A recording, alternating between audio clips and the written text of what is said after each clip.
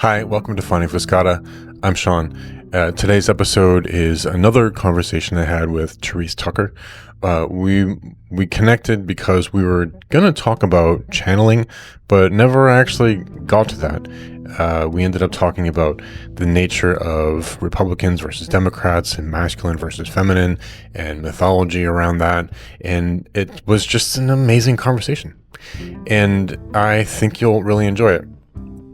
I know it's a long conversation, but I guarantee you, if you just picked any random spot throughout the whole thing and just jumped in, you'll catch right on and you'll learn something amazing. She's very insightful and very intuitive and kind of brings out the best in me as well. And I think she'll bring out the best in you. So, without further ado, Therese Tucker. Just a quick note, the conversation kind of picks up right after we had been talking about birthdays and some other, personal stuff that I didn't want to include in the video. But I had been talking about how the elections are coming up and the economy's weird and I'm just feeling really kind of dragged down about it. And she realized oh, I'm a Capricorn and her husband's a Capricorn. And so she said, that makes sense though, why this affects you that way. Now we'll start the conversation. Because Capricorn would be the sign of the economist, if you will. They're very concerned with that. And so it makes sense as a more earth sign person, how it feels heavy.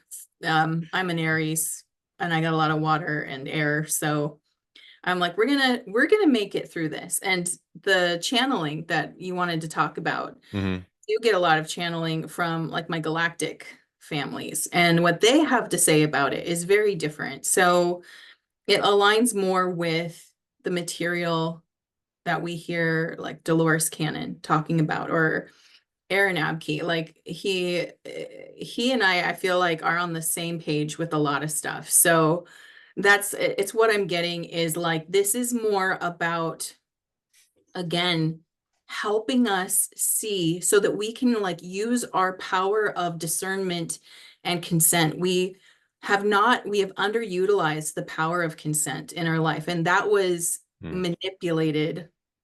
With all of us, we were manipulated into implied consent. So what that means is you didn't say no to this horrible economic plan, but you didn't say yes, but you also didn't say no. And so because you didn't overtly state your dissent, that means there's wiggle room and I can kind of come in and do this work. You can kind of imagine somebody at your front door knocking to come in, and you don't say yes, but you don't say no. And they just kind of imply, well, that means, it's open. The door's open and I can come in. And that's kind of how we let this happen to us collectively. And I really do believe that there's a lot of mental manipulation that goes on that people don't realize. If we just talk frequency, we'll get there, right? And I know you're really into that. So on a frequency level, we've been messed with for a long time. I keep thinking of the trope of the vampire. Yes. A vampire can't come in unless you invite it, right? That's right. That's right. You have to invite. But I feel like our generation, Gen X, and a little bit of the boomers, a lot of the boomers, we did invite it in by not reading the fine print on all those thousands of agreements that we've signed. Yeah. And I have no idea the things that I've signed. Oh yeah, No clue. You mean Apple terms of service and Apple terms of service. You get a credit card, you buy you get a car, you get a bank loan, you do you get a job, like all these sorts of things. And then but then you go and use those things, you go in and you're through your, it's not even implied consent,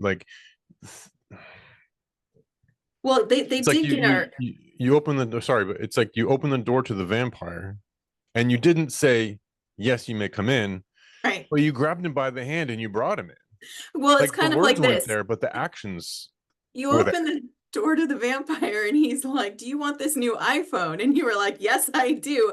And he's like, "Great, just click, agree to Yeah. terms of service." And inside it's like, "You will allow me into your space and to record what you are doing and to watch Yeah. you 24/7." Right. Yeah. Yes. And And they yeah. do that on purpose. See, that's the manipulation, and that is where um it's really egregious what has been allowed to happen, because here you are, and especially I think technology is a big way. I'm sure that they've done it, especially for like our generation and forward. I mean, that is how to get to manipulate people. And here you are being offered something that is a computer in the palm of your hand, just as an example. And Mm, you're so eager to get to use the product and experience the benefits of the product. And also convenience is another way, actually, now that I think about it, that they've really allowed themselves to worm their way into our life, because everything mm, was sold to us with this side of convenience, right? You don't have mm, to do it yourself now. We'll do it for you, right? Like we're going to manage your music and your movies for you, make it easier. Now you have less clutter in your home, but you don't realize that as you're doing that, you're owning less and less. You no longer own that as property, as something that you've invested in and can keep. As we get more and more digital, it's leasing is what they're doing, which means they can take it away anytime they want to. And we're so eager to continue to advance and move forward that we're really not stopping and looking at what are the consequences of this and what am I giving up in exchange for all this convenience and ease that I'm being promised. I keep thinking about how back in the 1990s, if you would have told me that the government would have a camera in every home and there'd be like a map somewhere that like so the government could see everybody's front door all the time, I Yeah. would have said you're crazy.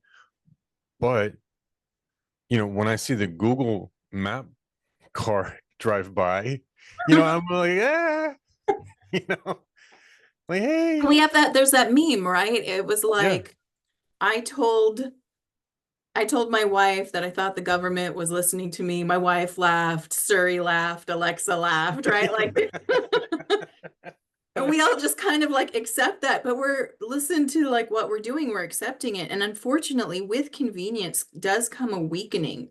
We there's generations that remember how to do certain things, like just even things like, I don't know, having your own garden. Now, there's a Mm, lot of people taking that on, which I think is amazing. And I'm not one of those people who's actually mastered it yet. I am terrible with plants, so I yeah, me really gotta, too. like, learn my shit there. But there's so with all this convenience comes an inability to do it for yourself, or the loss of the ability to do it for yourself. It becomes infinitely harder to take your power back the more that they're easing your life for you. So when I hear people talk about how they want, basic universal income, I'm like, that's a slippery slope right there. That sounds nice. It sounds Sounds nice. nice. Would I like it for the wealth to be evenly distributed? Yes, but do I want I don't my see. I Mm, don't I'm not a socialist. mm. Not a socialist. I'm still, I'm a capitalist who is wary of materialism, I guess is how I'd put it, because I still feel like the free market is the fairest market. And again, for those listening, also not an economist, so I'm just sharing from the level that I understand. So please understand, like I'm still learning on this. But I think a meritocracy is the best way to go forward, because it gives everybody a chance. It's Mm, allowing whoever is putting in the effort. So it's literally karma in action, because karma implies nothing good or bad, but rather what you put into it is what you'll get back. And so if you are willing to really put energy and effort into it, you're going to get a greater return. And this isn't mhm, implying that others aren't enough. It's just, if you want more, put more effort into it. And that's literally how the mhm, universe works. That's one of our universal laws. You will get back what you put into it. So mhm, if you're hardly putting effort into your life or creating a living for yourself or supplying for yourself, yes, you're going to have a smaller return. But the beautiful thing is you can make a new choice. You can change your mind, right? And of course, there's always going to be some exceptions where people need more help. And I understand that. And it's not that I want to deny that from anyone, but I think the standard should be that the effort you're putting in is going to be relative to the return you receive. It seems like we should be able to find that sweet spot. I Like think we should, yeah. I've I've often compared uh what happens in our political discourse in this country, particularly in Washington D.C., like the vitriol that you hear between the Democrats and Republicans is very, very, very similar to the vitriol that I heard between me and my ex. Like Mm, it's just like there's a level of batshit insanity that kind of yeah, comes along with both sides because you're yeah. just so angry, and it's weird because what I experienced going through divorce is that deep love and that ability to work together and that desire to communicate, that desire to work together to build a family, to struggling with finances and trying to make the right decisions and doing all those things that you do as a couple. Hmm. When that coupling breaks, all that energy is still there, but it has to go in a different direction. So instead of it being linked up together and being, like flowing in a nice yin yang or a nice infinity loop, Yeah, now it's just like just static and it just yeah. beats off of each other. Well, and in our world, like I'm going to simplify this just to make it easier to talk about. It's more complex, but we're just going to look at like the law of one, and they talk of the polarities, right? So we have a positive Hmm. polarity, we have a negative polarity. I would You're put kicking up a little most, bit. oh, can you still hear me? Well, once you start talking, then you'll pause for a second and then you'll be back and then Okay. I told my kids not to get on the computer, so hopefully the bandwidth is okay. But we're having a storm, so it might cut in oh and out. no. Um, So you talked about the polarities and the law of one, and then you were going to start right. unpacking So that. so in the law of one, they talk about the positive polarity, which is service to others, and the negative polarity, which is service to self. Right. And I would also equate that with, I guess, a more Christian view of like a battle of good and evil, right, is happening. And I would put most of humanity, so I would say, honestly, 90% of humanity is within the neutral to positive range. And Mm. then there's a very minor, like 10%, maybe even less than that, that is of the negative polarity. It is very hard to achieve negative polarity, but that would create our quote unquote bad guy.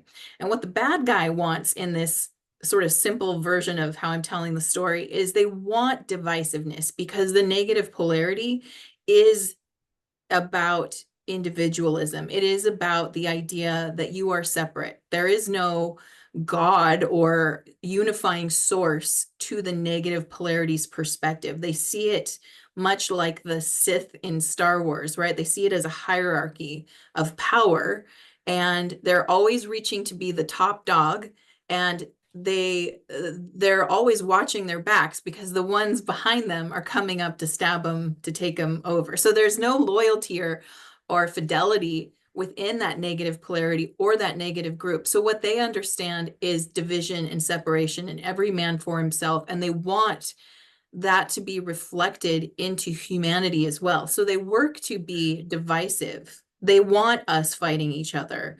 They want Democrat fighting Republican, Black fighting white, Christian fighting Muslim, like whatever. Sorry, there's a large military plane going over. Are you close? Are you close to McCord? I am. I'm close to the joint base. Yeah. Okay. Um, so any way that they can create division, they're going to do that. And I see it particularly, and again, my opinion, but I see it happening quite a bit on the Democratic side, is this call for divisiveness. And it's really like, how can you um, segregate yourself even so much, like put these labels on yourself and make yourself an even more separate group, right? And Mm, then use that as a type of power to have hierarchy over other people. Like the more separate you are, the more oppressed you are, the more weird power structure they seem to be developing there. And it really gets to the point where I watch commentary, I watch like social commentary and social culture just to see what's going on. And it's like they can't see. They have this blanket idea now of who their opposition is. And it's this sort of conglomerate of hateful people who want to harm them, who are coming after them and wish to destroy them, which it's not based on any real person. It's just an amalgamation that they've made so that they can continue to hate and be afraid.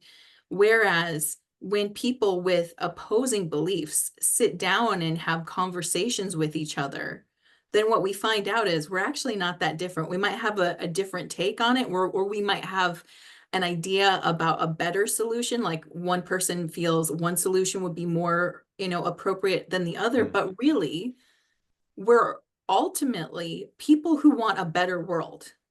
We all mm, want a better world. We're just having a hard time agreeing on what the path is to that better world. And we have different values, right? But the beautiful thing is that when people continue to talk and have conversations, then we do not escalate to the point where we see each other as hateful or opposite. And even in marriages, if there's when you're going through a really turbulent or tough path, at least, and even if it ends in divorce, at least if you continue to talk, you can still see the person mm. that you're there with. It's when you stop seeing them, that's where things can get really dark really quickly and escalate into places where it's like, I can't even believe I was with you because I no longer see you anymore. And so, no, I think conversations with people, and these are hard, they also make it hard to have these conversations. Like we feel like it's almost dangerous to talk about different ideas with other people because God forbid you say the wrong thing. God forbid, you have a differing opinion than what is considered socially trendy or acceptable right now because then they want to destroy you for that. And that's also a sign of that's not the light at work. The light doesn't work like Mm. that. Right. So when they say service to others, it's not service to others under these conditions. It's recognizing that you see yourself in me, I see myself in you, and therefore we work in a way where we treat each other the way we'd like to be treated, right? We're using the golden rule in being with each other and understanding that even though we are connected, we're having different experiences, but at our core, we are of the one, right? We are of the light, we are of source, Mm. we are of God, whatever word works for you there. There is something deep that connects us. And therefore, we should treat each other with that level of love and respect, regardless of what position you're coming from. It's heavy stuff. It is. It is. And I mean, when we're talking about it, it sounds so simple to get there. And yet, another thing that's being done right now is just heavy emotional manipulation Mm. and predominantly always fear. The negative group always uses fear as their motivation tool, which fear fosters hate because you hate what you don't understand. So if you I, never s- get to know it, you're going to hate it. I see a lot of projection going on too. So, especially this time, election Mhm. season, you've got people like Matt Walsh who, went to the DNC and, Right. dressed up as like, white guy for Kamala or whatever. Right. And, but when he goes into those environments, then people see him as a threat He, the often. And now, and well, sorry to cut you off, but like oh in yeah, no, go fairness, ahead. Go he ahead. he he can be a jackass. Oh yeah. So, and I mean, He's he pushes the antagonist. limits on those things. Like Yeah. he's never there in good faith. He's there to instigate. That's his Yes. shtick. Like, Antagonistic, like I yes. don't know if you saw the previews of his new movie that's coming out called "Am I a Racist?" Yeah. And he goes into this discussion group with these people that are, dealing with their white guilt and all this kind of stuff. And but they figure out who he is, but he's still antagonizing them. It's not he's not there to sit down and say, well, what's really going on? Like, explain this. Like, I genuinely don't understand this concept, and I don't think I agree with it, but explain this to me. He's totally trolling them in order to get a rise out of them. And then he's like, oh, and look, they called the cops on me and blah, blah, blah. And it's like, well, you were being an asshole. Like, what did you think was going to happen, man? Like, that's your shtick. It's what you do. Like, we wouldn't expect anything less from you. But at the same time, if, that you see people who are conservatives who maybe, uh, independent journalists and stuff like that, who went to these pro-Palestinian protests that were going on like over the summer, and they would just get like mobbed, and they drag them out of there, and I'm pretty sure a couple people got beat up, and it was kind of brutal, and a little bit scary.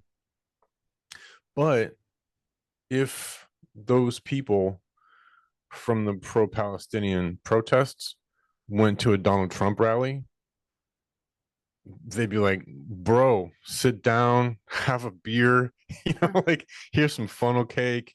Yeah, I think you're weird. It's a stupid idea, but Yeah. whatever. We're Americans, you know, and it seems like that's what I mean by the projection is like Oh, they've for sure. they've gotten so fractalized within themselves and gotten so wrapped up in a group identity, and Yes. and they've allowed themselves to be so filled with anger that they think everybody else is coming back at them with anger. And the problem is that on the political right, 9.5 times out of 10, that's where the KKK is going to be. That's where the white supremacists are going to be. That's where those folks reside. Absolutely.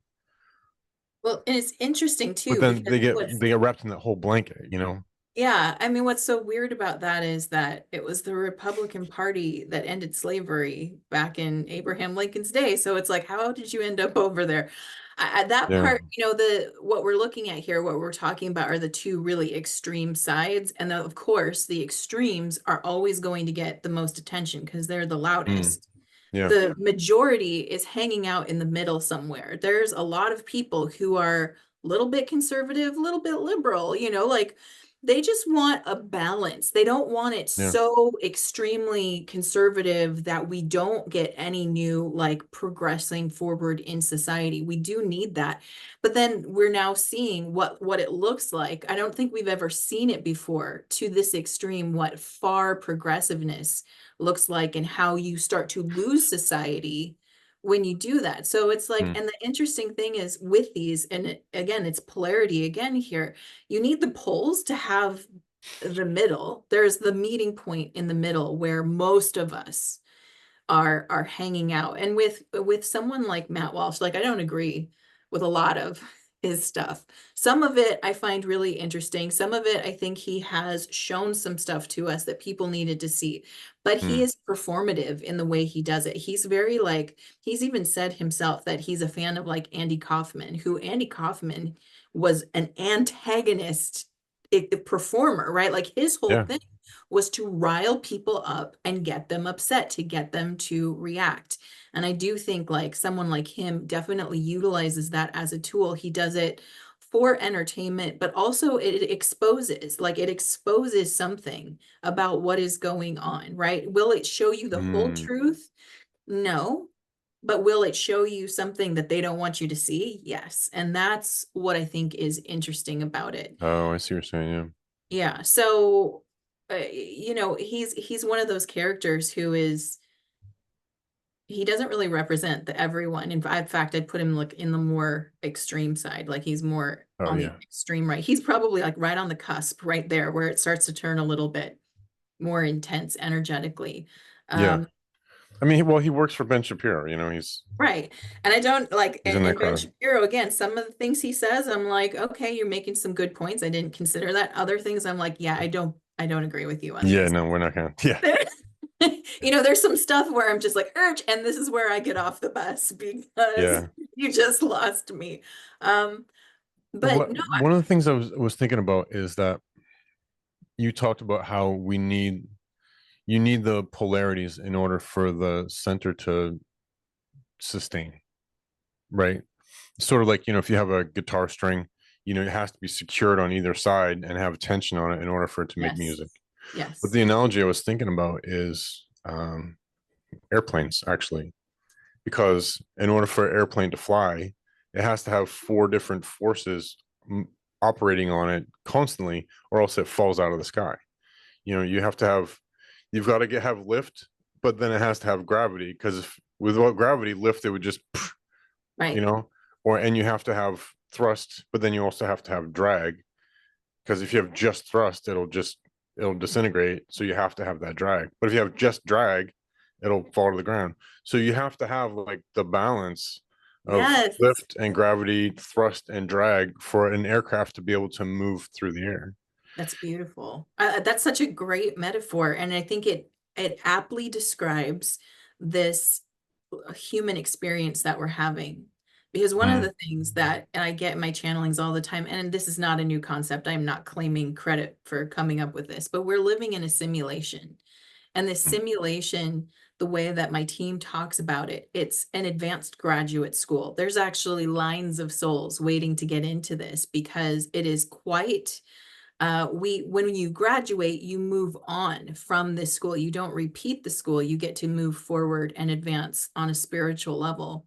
mm, And so if you liken what we're going through right now to a video game, it's the best way to understand it because here you are, you've chosen an avatar, you've chosen your skill sets, right? And the catalyst is set for you. You do not actually get to choose the catalyst really. I mean, you choose it by the path you choose, but mhm, there is catalyst in within the game. There's dragons to slay, right? There's monsters to fight, whatever it is. It's already pre-designed in the game. So this whole idea that we have to stop the game or stop these points of contention or stress or the tension you were talking about, this is mhm, a futile task because it's not so much about preventing this catalyst from happening. It's about recognizing where your power is in this game, and the power is in the choices that you are making. mm, It's in how you're deciding whether or not to react or respond, right? And how you play the game rather than, and so many people are focused on, well, this negative thing is here and this is causing the problem. I'm like, no, it's by design. These catalysts might look different for every version of the game, but ultimately they're there. And if you look into periods of history, it's kind of weird. It's like, oh my gosh, we're overlapping, we're repeating history in some weird ways, and people feel that. And you know why? It's because it's the design of the game. It's the catalyst. And the crazy part is we've played this game probably many times because it's very advanced. Like I said, an advanced graduate program. So you have to keep going in the game until you've advanced enough on that spiritual level to it's kind of like, I don't know. I'm terrible at video games, but I remember playing Mario Brothers with my brother, and he was just, I mean, he's in the Air Force as well. So, he was just like, brrr, like through the levels, and I couldn't get past level 3. And I was just like, damn, have to start all over again. Die at level 3, go back to the very beginning, master those first 2 levels, like feel pretty confident, but you get stuck somewhere. And so you keep repeating the game. And therefore, there's something about living in this world where you're like, this is oddly familiar. And it's not just because I've been told this in history. It's like on a deep level, you're like, oh, wait, here we are. And right now, the way that my team talks about it is we really are at the boss level. Like you can feel this is big. It's not just an election, it's about the exposure of like it's about almost disclosure is upon us in a big yeah. way. And that's going to be way bigger than just an ordinary election. It's going to be the eye opener that's really going to change the world. I've had a saying, excuse me. one of Jesus' sayings from the Gospel of Thomas has been ringing in my head. And it was when I first started doing this, I said, all right, I'm gonna get serious about podcasts. I'm gonna get serious about Finding Fuscata. I'm just gonna double down and do this, Yeah. And as I go through, I've had a couple of distractions. I've had different people try to take me in different directions, and I kind of lost my way a couple times, but I keep trying to focus back in on what it is that I need to do. But the whole time, there's this saying from the Gospel of Thomas where Jesus says, if you bring forth what is within you, what is within you will save you. If you do not bring forth what is within you, then what is within you will destroy you. Mm. And it's just like grinding in my head just all the time. And I keep wondering like what that is. Like what's the thing? And I'm also a student of Hermeticism, and I've made a few videos about the I am principle and the principle of care, the generative principle, within Hermeticism, and how all those things fit together. And I just I don't know, it gets really, really frustrating sometimes because I want to just keep moving forward and just keep doing the thing, but I don't always know what the thing is. Mm. And then it's also easy to get distracted and say, well, with all this political stuff, maybe I should do something political. But then I start to wonder, well, am I doing that because I get lots of views and, I can start making money off of this? Or is that Right. truly what's within me? Do I really care? Or like, I don't know how to do that. And one of the things that I get frustrated with is I see I see a lot of people complaining Mm. and pointing out flaws in their political, socioeconomic opponents. Mm. But I don't hear a lot of solutions. Good point. Like I don't hear anybody saying ever. Like Matt Walsh is never like, and this is what we're gonna do about the transgender issue, and this is what Well, we're gonna do they're to paid to end these be conversations about racism. I mean, you're making a great Like point. Russell Brand, the even Jordan Peterson doesn't even offer a solution, except read my book about 12 rules for life and make your bed. Right. You know what I mean? And it's like, okay, well that's great, but I can do those things. Mm-hmm. But then what do I do? Like, how do I see the things falling apart around me, but I don't know what to do. So I'm just gonna like do something, and then hopefully maybe the answer will come to me, but I don't fucking know. Like, I think that, well, first of all, what a beautiful contemplation. I just want to give you kudos for that because this is deep work you're doing here. I mean, you're activating and reaching in on a soul level, and I would never assume to tell you what you should do, but I can share with you what resonates for me, and if it resonates for you, I hope it helps. yeah. Um, this whole period is activated. We will activate through the open heart. Hmm. So this is why it's so exciting and kind of like Wait, say that again. this whole period, What the you said good, will activate through the open heart.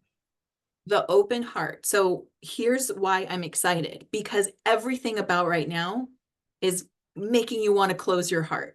It's so easy to close your heart right now. There's Yeah. so much hatred and anger, and you're disgusting because you're this, or you're not enough of that, or there's just so many reasons to shut your heart down. And the power in this time, that power you want to activate, it is the power of love, but it's the power of being courageous enough to keep your heart open when everything makes you want to shut it down. This is why it's the boss level. It is the ultimate Oh. test. Can you keep your heart open, especially to people you don't agree with, especially to people who are vile? to you in some way, right? They want to insult you. They want to tell you what an awful person you are for your values or your belief system or what you think is right. They want to make you feel so small in this period. And what would be so easy is to shut your heart down and just be like, F you to everyone, like, I hope you Yeah. have this horrible experience. And what is true of a light worker or a spiritual warrior or a star seed or however, or just a beautiful soul is that ability to keep your heart open. And that might look like a lot of questions. Like, I wonder what happened in your own life that made you think that this is true. Or, Mm. I wonder what pain you're in right now that would cause you to say such hateful and discriminatory things. Or I wonder what you're so afraid of, right? And these questions, they don't necessarily give you a direct answer to their experience, but they do cause you to like have compassion. And when you have compassion, your heart opens. When you have forgiveness, your heart opens. When you want to understand, your heart opens.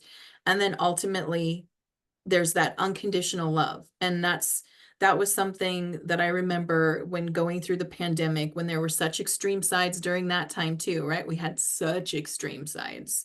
Hmm. And I remember, I'm making my choices and I'm making it based on what feels right in my soul. And it wasn't the popular choices. I was very much on the outside, but I was like, this is what feels right in my soul. And everyone around me was making the other choices. And they were saying I had family members who were saying horrible things about unvaccinated people, and calling them stupid and idiotic and wishing them dead, like, good, they'll die now. And I'm like sitting in the room right next to him and not vaccinated. And I'm just like, okay. And what I got to was, I could have easily just decided, you're horrible people and I don't want to have anything to do with you, and shut this down. And instead, in my heart, I was like, you must really be afraid, that you must truly be afraid to feel so convinced, one, that you're right and everyone else that you disagree with is wrong, but also the terror you must live in from day to day. I mean, you must really be concerned. And my heart actually went out to them. They're saying horrible things right in front of me and not knowing, maybe they knew, maybe they didn't. Um, but I just remember thinking, that must be hard to be in so much fear every day, so afraid of the world right now. Mm. Um, and I remember saying, mostly to myself, it was more like in prayer, and I was just saying, God, I don't understand on a human level. I don't understand their choices. I feel like they're not using their critical thinking and looking around and asking questions. I said, so on a human level, I really don't understand, but on the soul level, I trust their souls. I believe that this is serving them on a soul level in a way that, even though I might not understand it, I can love them and respect them for it. And, I what I would like is the freedom to make my own choices. And so I'm wishing that for them as well. Mm. And in doing that, you immediately calm down and stop taking it personally. It stops being a personal attack because you're no longer feeling like they're on the other side from you. You're trying to understand their perspective while not adopting it, of course, but you're just trying to understand. And if you can do those things in this time, one, that'll tell you exactly what you need to do, right? If your goal is to keep your heart open during a very intense period where it would be so much easier to keep it closed, I think what comes through is, first of all, your intuition actually comes from your heart center. So your heart picks things up at least a full 8 seconds before they happen. Mm. Um, when we close our hearts, we block our own intuition. So when your heart is open, you're highly intuitive. When your heart's closed, not so much. Um, and also, I know that the age of ascension is connected to the fourth density, and the fourth density is the rate of consciousness that we vibrate at, is connected to the fourth chakra, and the fourth chakra is the heart. And in Tibetan culture, they talk about this all the time, but they say ascension comes through the open heart. So those who do ascend or move or graduate, get to a higher spiritual level, they will have done it simply through being able to keep their heart open. And the test period really is going to make you feel like everything around you makes you want to close it. I remember, do you know who Dylan Mulvaney is? Yes. So for folks who don't know, or I don't know who wouldn't know at this point, but Right. Dylan Mulvaney, he was got popular on TikTok, and I don't know if he's transgender, or I don't fully understand like everything about Dylan Mulvaney. Okay. But I do know that he had like, got the Budweiser ads and all this other kind of thing. And there was a lot of kind of a controversy around him. And I have strong views about the what's going on with folks who are transgender. Yeah. And so I've had some unpleasant personal experiences and whatnot. But I remember that he was having and I don't know why this is happening, but he was doing a photo shoot with Lady Gaga. Yes. And what's that? I remember that. Yeah. Yeah. And Lady Gaga's hands down one of my favorite people on the planet. I just think she's great. Can you hang on one second? Yeah. Dude, my dog is barking, All good. making me crazy.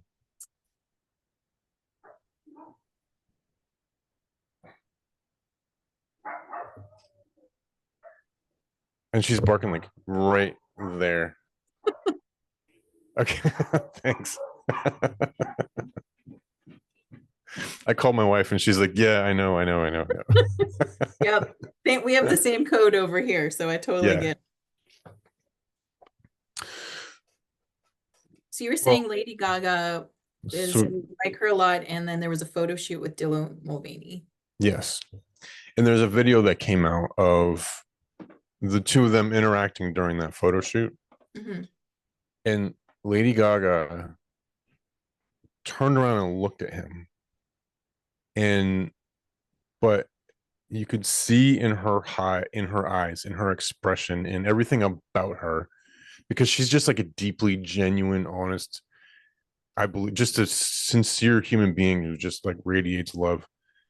And you could see that she saw him.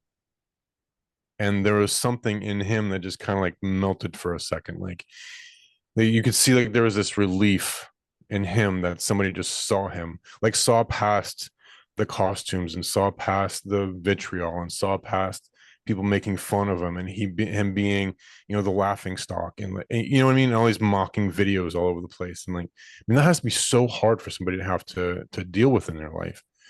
But then to be able to have somebody like Lady Gaga just like see you, I mean, that must have been such a relief. Like, it was just a beautiful moment between two people, and that just really, really stuck with me, because I suddenly, I mean, I felt like my heart open up a lot more in that moment.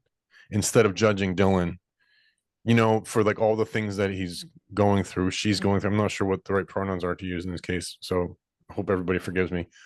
But I'm not trying to be rude. I'm just, but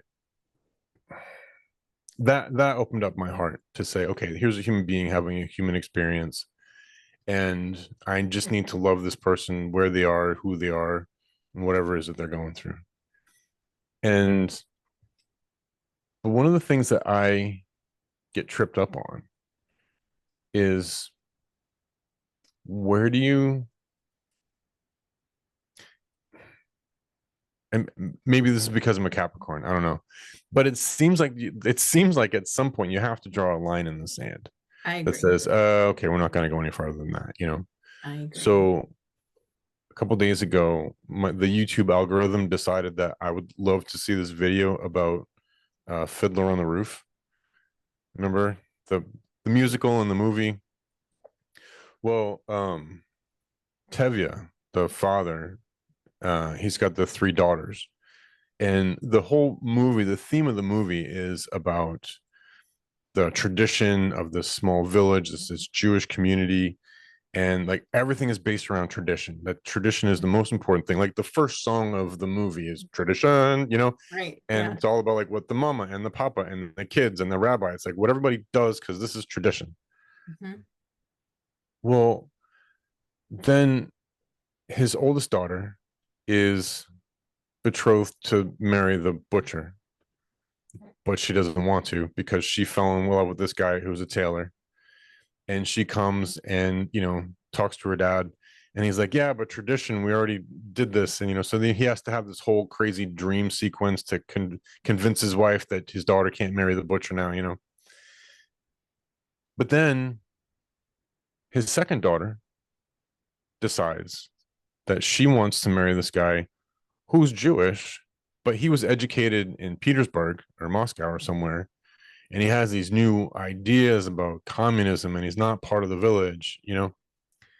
And so he compromises a little bit more on that because it's not quite tradition, but okay, we can still do it. But then his youngest daughter comes in and she fell in love with a Russian soldier who's a Gentile. And he can't do it. He's just like, no, that's my hard line in the sand. I can't do it. And he even it gets to the point where he's tells his wife and everybody else are like, no, she's dead to us. You cannot have anything else to do with her. And it crushes him. And it's the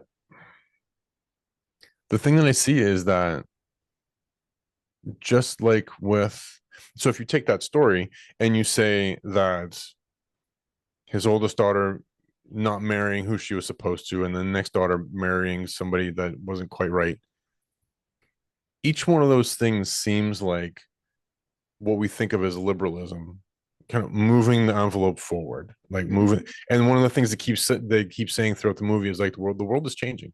The world is changing. You need to, get on board. And then Tevye is like the Republicans. He's like the conservative. He's like, no, this is the way things work, and this is what we're gonna do it, you know. And he wants to compromise a little bit and leave the family. But that's I guess but that's one of the things that we have to figure out here in this life, right? That's part of this whole masterclass is Mhm. finding out like you have to be able to progress. You have to have that willingness to progress. And you got to find that balance and where. So one of the things I agree with, progressing is important. And there's a little bit of ego in that progression when you dismiss what previous generations figured out worked. Some stuff works. It just works the way and the assumption is, well, because it's been done this way for so long, this is outmoded. And it's like, do you not think societies before ours struggled with this um, clash between what was traditional and how to move forward and Mm. made mistakes and figured out, oh, this is too far. Oh, we got to reel it back in. This is these are the things that work and they're staples. It's like, why would we reinvent the wheel?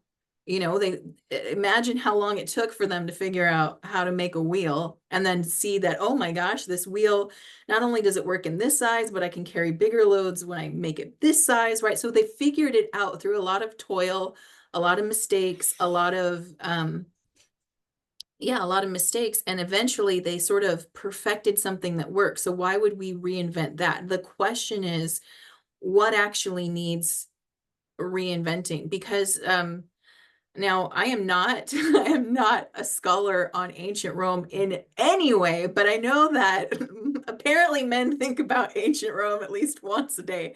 Yeah, I was super that meme was going around and Kelly asked me that and I'm like, oh, at least 3 or 4 times a week. And my husband too, he said the same thing. He's like, oh Yeah, yeah, I think about it all the time. I'm like, you yeah, do? yeah. But Oh, one of constantly. the things Yeah. my husband had told me was that at the fall of Rome, there was a lot of like sexual exploration, like we're seeing now, a lot. And it seems to Hmm. be like part of the time period. So we've on a human level, we've been through all of this before. The idea that we think that we are progressing towards something new is kind of a fallacy. We've done these extreme expressions before.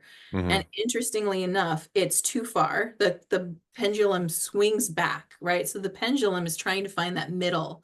But when you swing too far to the conservative side, the natural reaction is a whiplash to the progressive. And when you go too progressive, the natural whiplash is back to conservative. We're trying to find that middle point. And there is a point where I feel like it's gone too far. And as these topics they are really sensitive because they're nuanced. And so when I say we've gone too far, I'm not saying that people shouldn't have the right to express themselves. I'm saying the expression is being forced on the group, and not everybody consents to being forced to take it. For example, at the DNC convention, they changed the bathrooms. So there was a men's bathroom and a gender neutral bathroom. There was no women's restroom. There was no restroom designated for women at all. And to me, that is too far.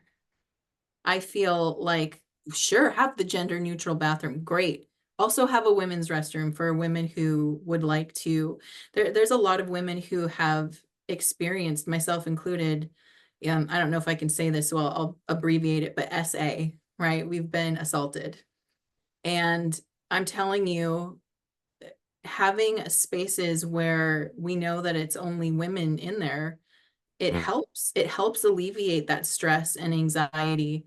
It helps alleviate it when you're sending your 13-year-old daughter to the bathroom by herself, right? There are spaces where, why are we cutting out women for the sake of progression? What is the agenda there? Because it feels very much like an agenda. I'm not saying we can't be inclusive. I'm saying, why do we have to be so inclusive that we suddenly disclude half of the population? I thought we were just gonna talk about like your team.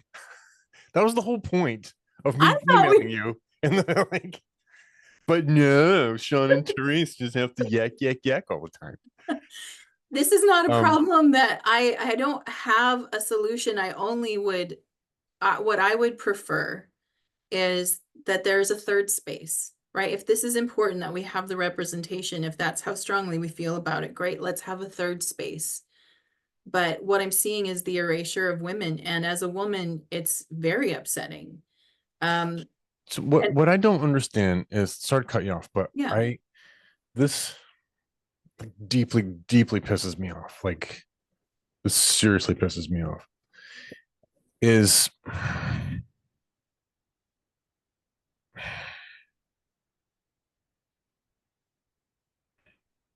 okay, you know what? I'm gonna read something. I'm gonna open up the Bible. hey, here we go. Yeah. Let's bust out Sean is God's. not playing, guys. No, we're gonna bust out God's word. Um,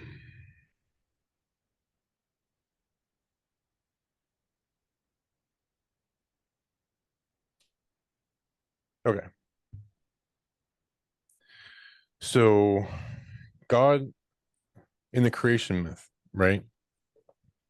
God creates the heaven and the earth, and then he creates, like separates the water from the land, and then he creates the animals and the plants, and then he creates Adam.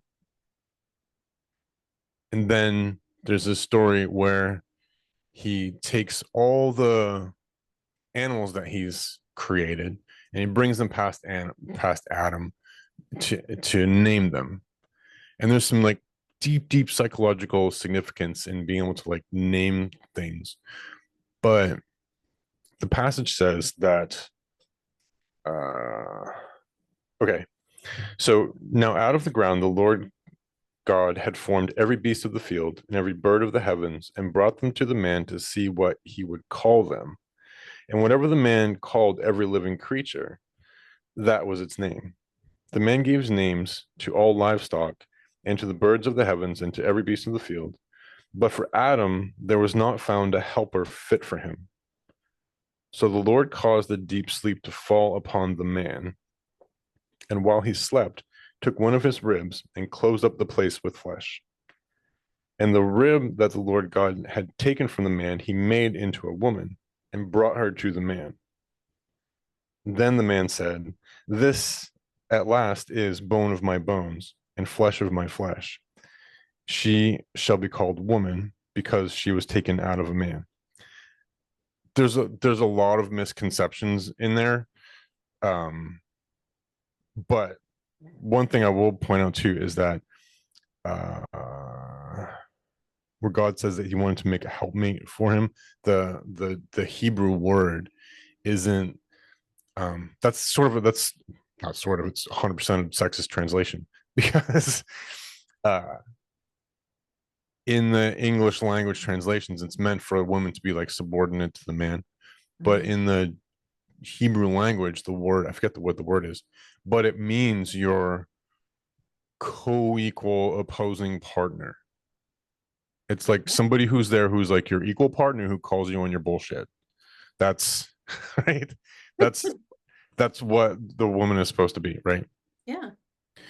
But here's the thing that's interesting though, is that if you read like from the so there's two different creation myths, but if you read the end of the creation myth, this is implied in it. So check this out.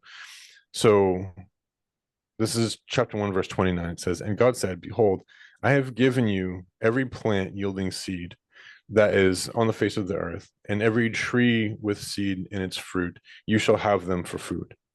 And to every beast of the earth, and to every bird of the heavens, and to everything that creeps on the earth, everything that has breath of life, I have given every green plant for food." And it was so. And God saw everything that he had made, and behold, it was very good. And there was evening and there was morning on the sixth day. But what's interesting is that like on the first day, God created the animals and he's like, and this is good. And on the fifth day, he created the birds and he says, and this is good. And the next day, he created the beasts of the field and he said, this is good. But on that sixth day, after he'd already created Eve, he said, this is very good. And I think that I've long thought this for a long time is that there's something, I mean, there's a sacred thing about the feminine, about the femininity that is necessary to keep the balance, to keep men from like only ever naming things and only ever like seeking to have dominion. Like you have to have that co-equal partner who's going to call you on your bullshit. And vice And versa for women, by the way. I mean, what's that? I said vice versa for women. We are not infallible creatures, right? Like we No. also need a partner. We need somebody there who's like, Yeah. babe, like Well, chill out. yeah, what are you doing? Exactly. But the thing is like, see, so from my perspective, like I used to be like an Bible believing absolutist. Like I 100% believed in, I was a young earth creationist, and I could argue that all day long that, the earth can't possibly be more than 10,000 years old because if you add up the ages of all the people and blah, blah, blah. But what I've come to understand now is that within this myth is that it's less about, the first man and the first woman and more about us becoming fully integrated humans, and to be able to, because you if you are only within your masculine energy, then you become destructive, and you have to be able to take that feminine energy and embrace it and allow it, internally to say, like, so for me, when I'm in my completely masculine energy, I'm like, Dylan Mulvaney bad, rah, rah, rah, but then I see Lady Gaga, who is like fully embedded in her feminine energy, and I see that, and I'm like, oh yeah, I need to remember, I need to open my heart because I'm too far into that. There's See, this is where this conversation is really good and it's so nuanced because I see the merit of both sides. I see the merit of people who are saying, just let me be and express myself, right? Like, can Mm, you not allow me to express myself? And to that, I say, absolutely. You yeah. can express yourself, and should we get along with you, even if your expression is radically different than what's the norm? Yes, absolutely. Now, should I change my language? Should I be forced to change um the wheel that works, right? There's the idea of, okay, now I need to violate your spaces. I need to insert myself there. Actually need to change what you're called. So instead of being like just a woman, now you're a cis woman. And there's this nuance is, what is your motivation, person making this change or asking for this? Because not every motivation is equal and not every motivation is from a pure place. There are some people who, again, this is infiltration, right? So just like you can see that Christian Christian sects are more infiltrated than others. Like you can really see it. Like you remember like Tammy Faye Baker and stuff like that in the mega Oh God, churches, yeah, the right? bakers. So but they made some Christians look like they had a bad name because it was like too extreme, right? And then there's, again, we can see this within the new age community. There are people that have infiltrated that and made it a mockery, and it makes everybody else who participates in that have a bad name. It doesn't matter what the institution is, it has been corrupted and infiltrated to some degree. And so this is where you can't use blanket statements and you can't say everybody is accepted, because no, there are predatory people who have unfortunately found the loophole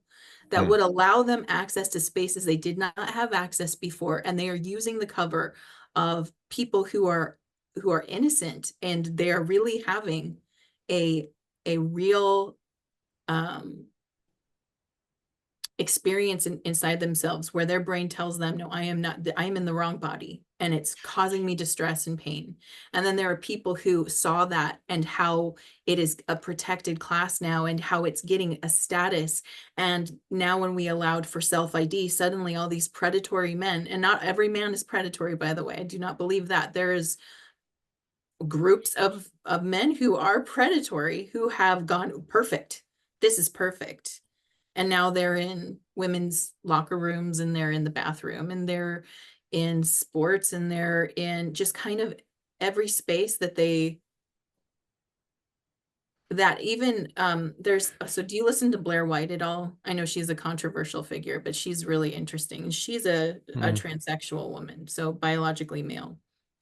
Oh, and like also smoking hot. Yeah, Like smoking hot. wrapped Yeah, around she's here. not Yeah, like, yeah, yeah, yeah. yeah, it's like what every woman attains to Yeah, be. I'm like, She's locked it wow. in. She I have locked that awkward in. emotions right now. Okay, but yeah. So she's a person that I would use she, her pronouns for, because in every way she presents as feminine. It's actually hard to picture her as a biological man. Right. It's not just how they look. So it's not just about passing for me, but it is very important to her that she stay grounded and that she acknowledge, yes, I'm a biological male living a life as a woman. She has no problem saying that. She has the gender dysmorphia that causes that discomfort and pain.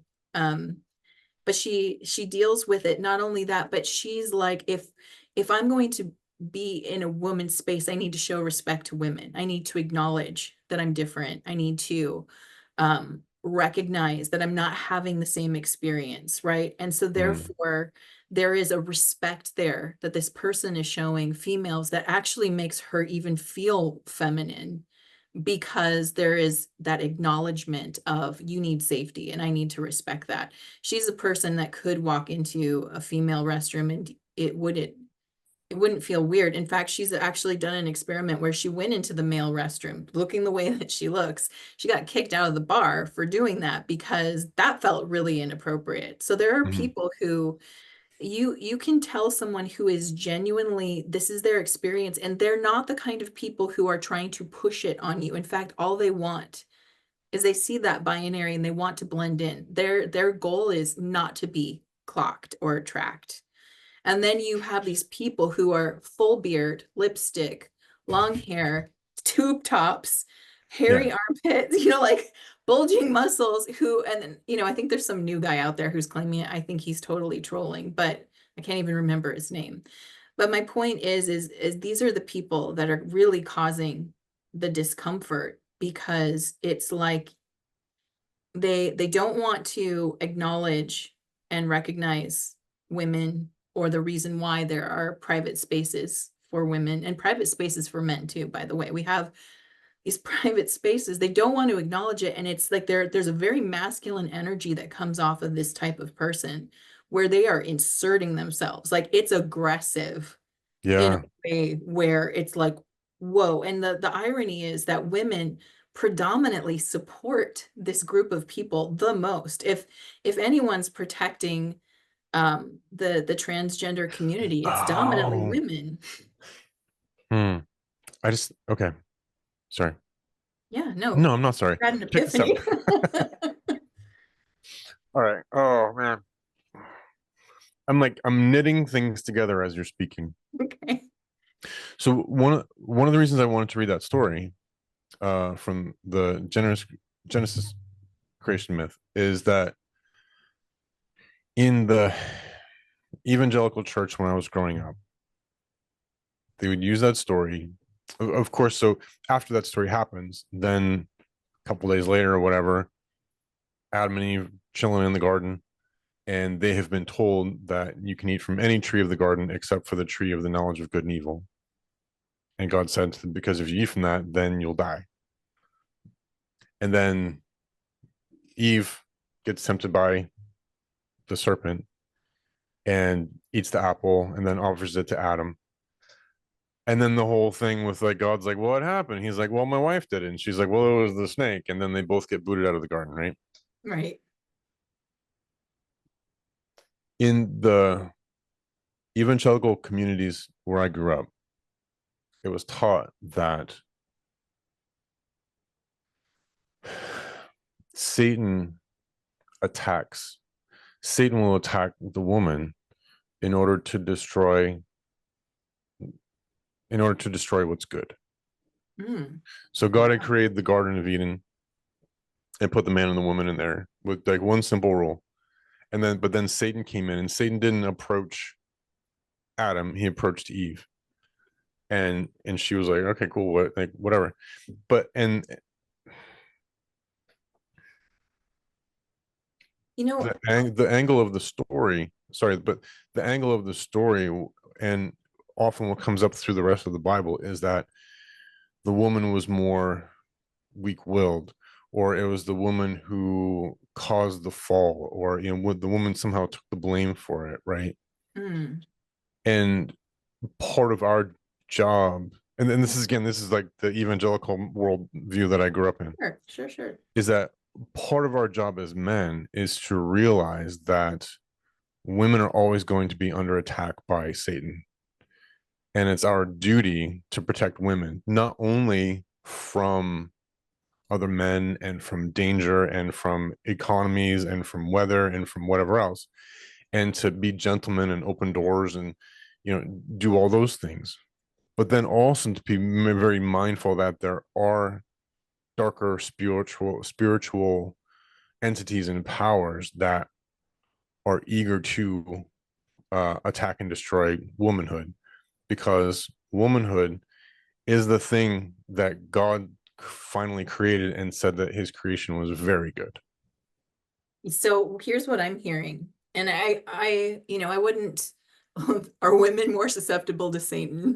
Well, No. but But here's the thing, that here's my aha moment, right? yeah. Because this will I think this is going to go where you're going to go. Okay. So now for me, like I'm I don't believe in, how do I say this? I don't like it with the creation story, like there's God in the garden and there's the devil in the garden and there's like all that kind of stuff.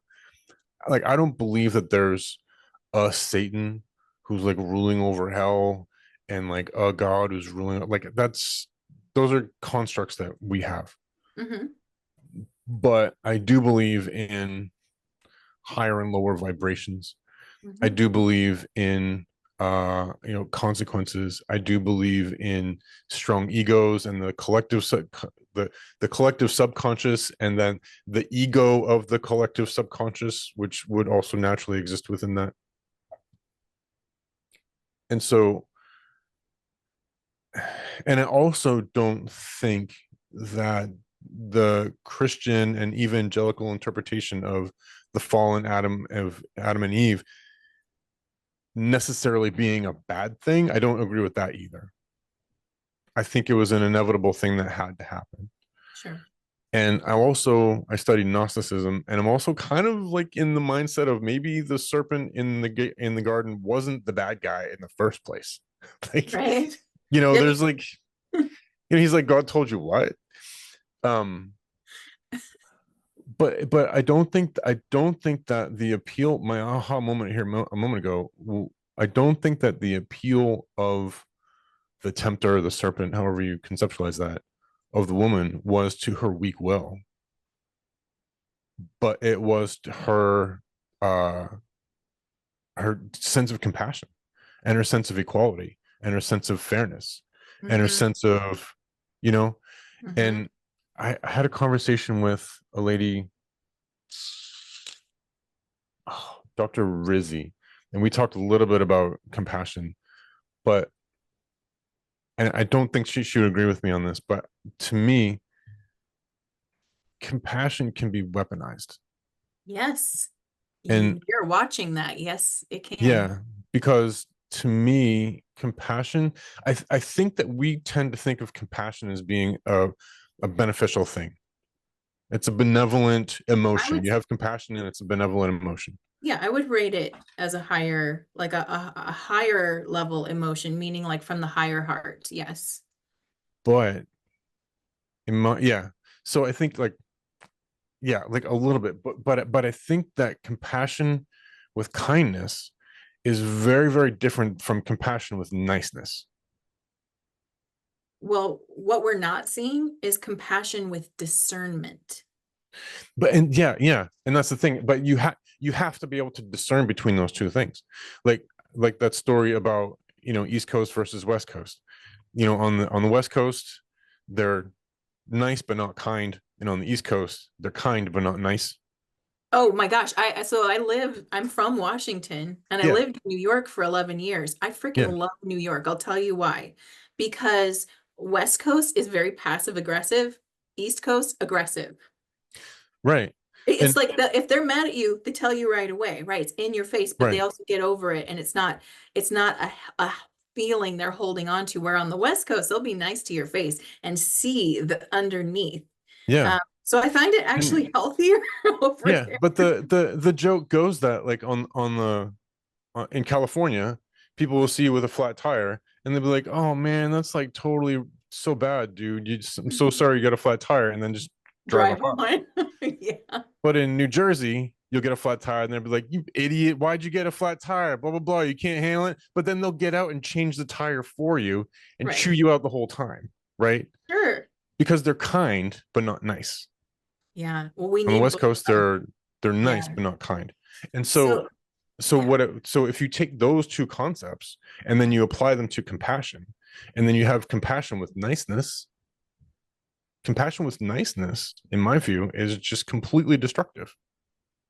I agree. But compassion with kindness, like I can be compassionate to my dog, right, when she has fleas, and I have to put her in the bath and I have to comb her and I have to give her the medicine. She hates all of it, but I'm being compassionate with kindness But and not only discernment. that, your act though is actually an act of love because with the fleas on the dog's getting bled, and getting sick and suffering, you have to do something that might feel extreme to the dog, but you're actually loving the dog more and taking care of it. So Right. absolutely, I get that. And so many things you said, I agree with. Oh, can I? Sorry, last thought, and then I'll Okay, shut up for a minute. okay. Last thought.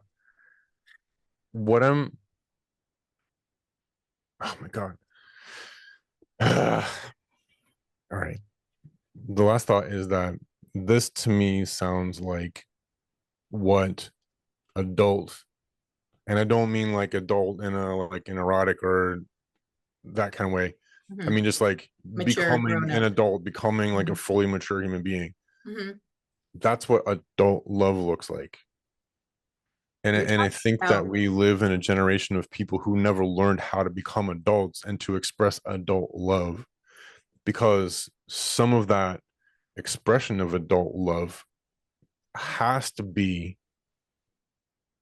has to come through the masculine energy, has to come through the masculine, it has to come through the father figure in the home, through the Republican in the White House, through the, like it has to come through that. It's like that tough love that has to be there. And that's the compassion with kindness. And what we're experiencing now is this childlike love where you don't want the kitty cat to feel bad, so you're not going to get it neutered, and then you're going to have freaking cats everywhere. just cats everywhere. Oh my gosh. Yeah, and that'll make JD Vance even crazier, because then you get like all these single cat ladies.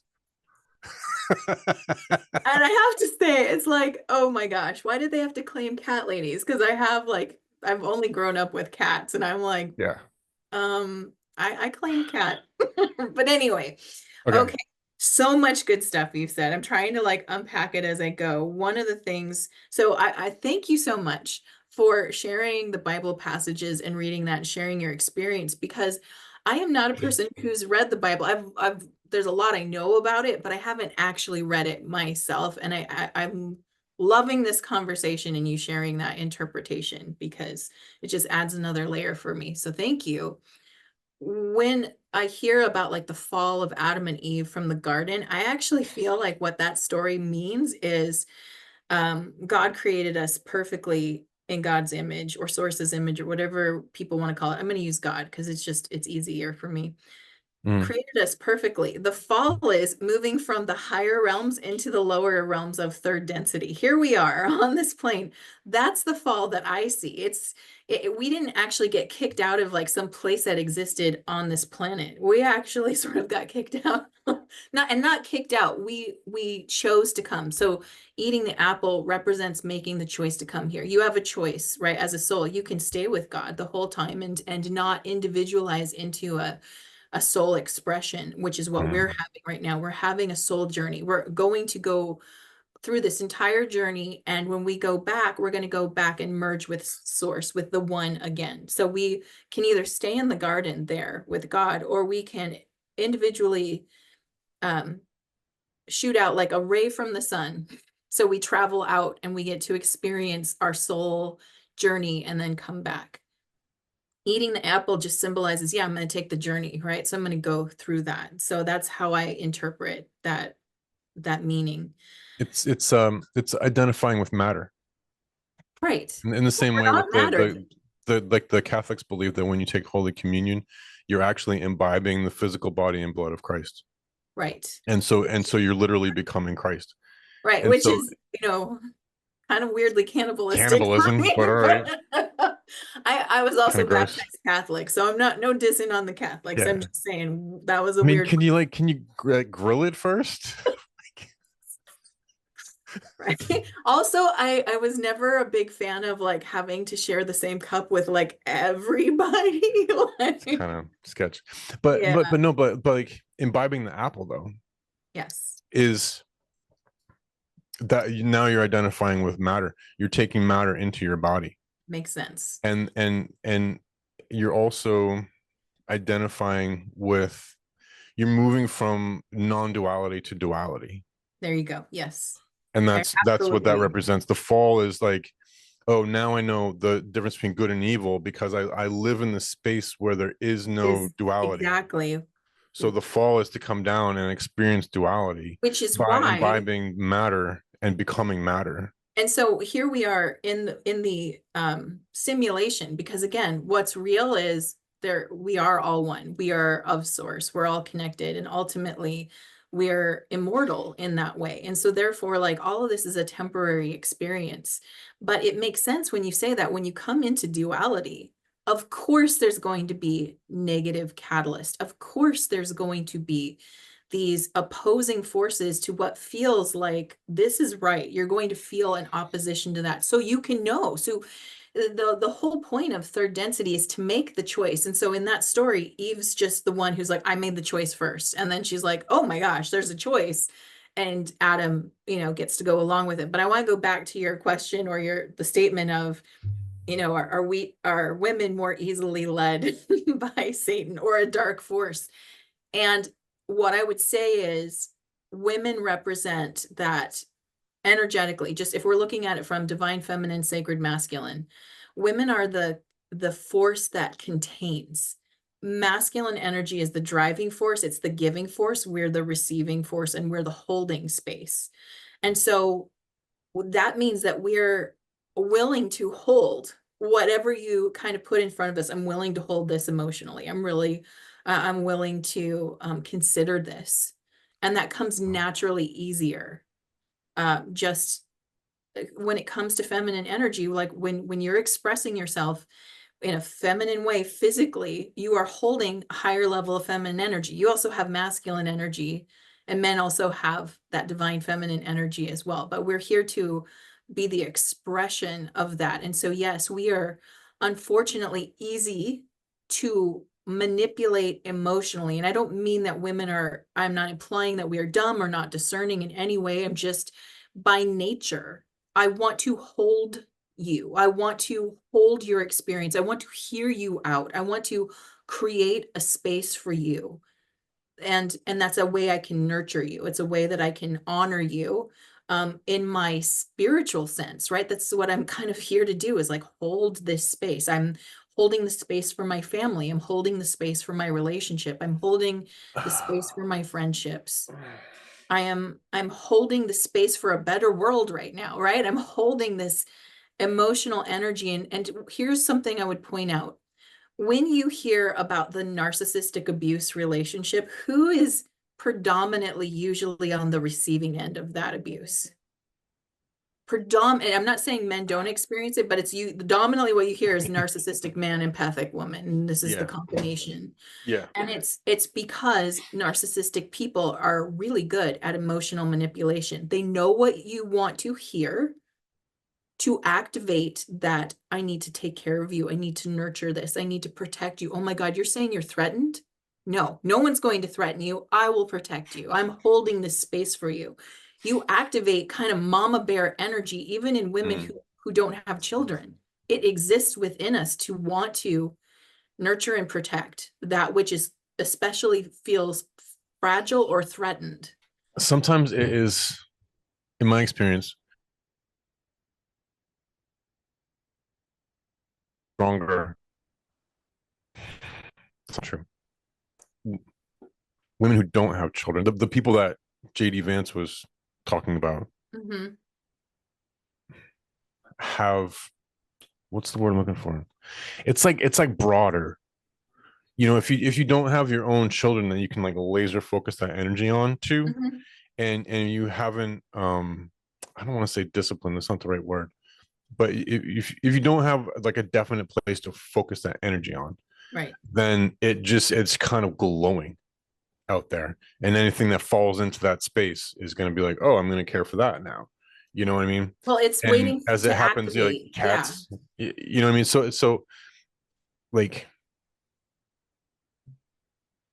Yeah, yeah, it's absolutely waiting to activate. Absolutely. It's deep within our primal nature. It's not something that we can control, and you don't know how strong it is. I mean, when I first became a mother, I was a little bit blown away by how intense my desire to protect became. I had no idea yeah. it was capable of that level of intensity, of protection. I remember it was like I lived in New York at the time, lived in Brooklyn, and I was pushing my daughter in her stroller around the park, and some guy on his bicycle was flying by like a speed demon and came in too close, and I just started like bark, bark, bark, like watch where you're going, like just I would never even normally notice that. I'd be like, wow, that guy went fast, but I was just like protection, like you almost took out my kid, and that kind of intensity of energy, that was when she was really new, and I was just like, whoa, like where did that come from? It wasn't even thought, it just came out of me. So Mm. strong because it's like the urge to protect, right? And it's an instinctual feeling. So yes, I think that it's in all women. And if it's not tapped into, like you're talking about, like it's being directed at something you're taking care of or something that you're nurturing specifically and desiring to protect, it can get tapped into emotionally. And it's not something that you could be a very rational person, very rational woman, and get that tapped into and not realize that it's Mm. activating.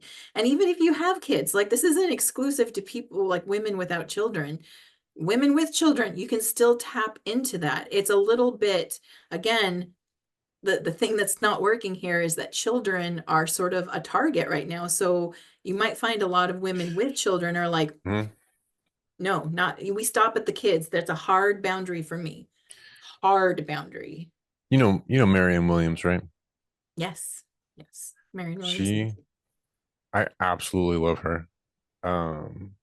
But when she was campaigning for president, she was talking about how we that same energy has been misfocused, Mhm. and the things that we're allowing to happen to the children of the world is just completely unacceptable.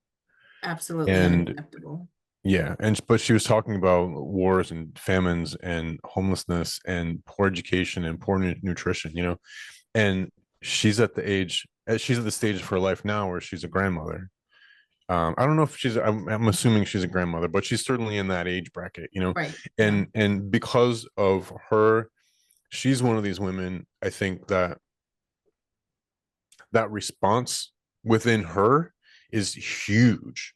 Like, she is just, I mean, she's a larger than life personality. So it makes sense that she's worked with so many people and counseled so many people and seen so much heartbreak and, like, raised her daughter to be a certain way, and is just so full of compassion and love and so open that what her call in that interview she had, or this discussion that she had, was saying that, like, now is the time for the women of the world to move into that sacred feminine energy and say enough is enough. we can't Mhm. we can't keep doing this anymore. We can't keep allowing these things to happen, and we need to harness that energy. And oh, you know what? Okay, so check this out. Here's what I think she was getting at, is that oh man, we've allowed a we've allowed a masculine interpretation of feminine energy rather than insisting upon a feminine interpretation of feminine energy. And so the thing that a lot of people point the finger at, they want to push back against the patriarchy. Right. But I think a lot of people in their mind, they think of the patriarchy as men. They Right. picture, like, men in suits in corporate offices making decisions about things. Oh, Hold sorry. on one moment. Hey guys, Maddie, Tristan, can you be a little quieter, please? Yeah. Thank you. Sorry. Get a little spicy back there and I had Oh to boy. put a guy on. Okay, so you were uh saying, well, we were thinking of patriarchy as like men in suits and or predominantly male. right. So you saw this in the 1980s, where when women started joining the workforce, they showed up in pantsuits, and they dressed like the men that they were trying to move into this masculine environment, so they wanted to dress the part, and then just became this, like, weird, domineering, authoritarian. It just didn't fit, just, I'm glad the 80s are over kind of vibe, but but Yeah. but it was like, and we still see this in the movies today. We see this in the feminist movement today, is we're just trying to take male roles and shove a woman into it and saying this is what feminism is. when that's I not what feminism was ever intended to be. Because no. when you do that, then that's when it becomes corrupted, and can become evil, and it can become compassion with niceness rather than compassion with kindness. And I think what Marianne was getting at is that we need to put that aside and say, no, we're moving into a period where the feminine is going to be becoming the dominant. Like, we're moving into the age of Aquarius, and it is a time for the divine feminine to come forward. But we Well, can't do it in a man's body. It has to be through you know, it's womanhood. what's interesting is the sign of Aquarius, which is that age that we're in now. We're starting it already, but it's actually about emotional detachment. There is a lot of emotional detachment when it comes to Aquarius, because one of our spiritual principles, and the team, the channelings that have been coming through have been talking about, it's time for you guys to learn how to do this, because these attachments that we have keep us locked into these lower frequencies. And Mm. emotional detachment does not mean without love. It means that everything here. So again, let's go back to what's really happening is emotional abuse and manipulation on a grand scale. And why it's like women seem to be really kind of holding the space for this, because they're being manipulated and to some degree abused, and ultimately at their own deficit. It's actually affecting us. I mean, I don't know if you know this, but John Hopkins University changed the definition of lesbian, but did not change the definition of gay. So gay means, a man who loves another man, and now a lesbian means a non-man who loves other non-men. So women are gone. Like they're slowly like changing language and taking women out of it. And unfortunately, this is all being ushered in by the emotional support of predominantly women who, But this falls back into the same thing about, like the attack against women that, like, the evangelicals have talked about, it where it's is. like it's the eradication of womanhood. It's, the And the eradication question of is why? So where we see it. Now the question I want to answer is, why is it happening? Why is it women that are getting attacked when women are like so willing to hold the space, right? Like, I'm so willing to hold the space for you and allow it. Why is it ultimately women are being attacked? And my feeling is because, and this isn't to have like a big head or anything, but just women bring life. We need men to do it. We can't do it that's by exactly what it ourselves. is. Yeah. But we are proof that God exists, right? Women are proof that God exists, because Mhm. how, we can go, well, on a scientific level, these cells meet and then they divide and divide and divide, but it's still, life is being created inside the feminine, whether it's the feminine woman or the feminine seal or giraffe or cat or whatever, it's happening inside. And then there is an experience that, being pregnant with a child is mystical. I remember going through that and just being like, I cannot believe this is happening. Like, I have no control over this, and this is happening, and it's changing, and my body's adapting, and like my bones can turn to sponge to allow for something to come through me that's like, I didn't know anything that big can go through that small of a space, Yeah. right? But I mean, like Yeah. I remember watching the Mhm. videos where we were at the birthing center at the hospital, and they'd show us like, okay, this is your pelvic bone, and this is like how it changes its own density and becomes like sponge-like almost, so that it can like open without breaking. And they're like showing it to us, and I'm like, oh my God, that's literally happening inside me. Like, I'm transmuting and changing on some level. Skill, are you okay? Um, ugh, It's powerful. I went down the wrong way. Okay, I hope you feel Yeah. better. Um, But I mean, this is out, and it's the thing that keeps coming up to, I'm sorry to cut you off, but like, the thing that keeps coming up to my mind is the spirit of Antichrist. sure, And yeah. again, like I said, I was raised in the Christian community, so that has I know that has a lot of connotations for the Christian community, and a lot of people think about the mark of the beast and blah blah blah, and like, or they're looking for the Antichrist to be a dude who comes from Sheboygan or like I don't know where, Spanaway, right? Hoboken. Yeah, like I don't know, but the more I come to understand this stuff, the more that I see that the spirit of Antichrist is,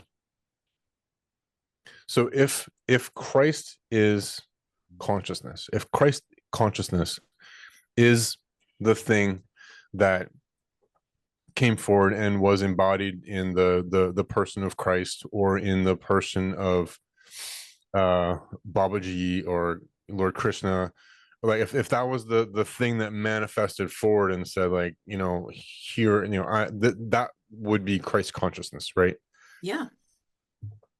But then that would also be the unreal. That would be the I am. That would be the I am, just at a singular point, like pushing through and saying, no, I am the I am, like, here I am among you, listen to what I'm trying to say. That entity, whatever that personage was, would have been completely connected to the masculine and the feminine, the yin and the yang, the unreal and the real, right? Yeah. Yeah. So that would mean that the spirit of Antichrist would have to be, by definition, strictly matter. I would agree. Well, So I mean, this, it's the lack, right? So in the duality, because the only place the Antichrist exists is within duality. mhm, So it is the absolute vacuum, like no Christ consciousness, the absolute mhm, lack of illumination. yeah. So it's, to me, it's anything, anything that has to do with strict materialism, but then going a step further and saying,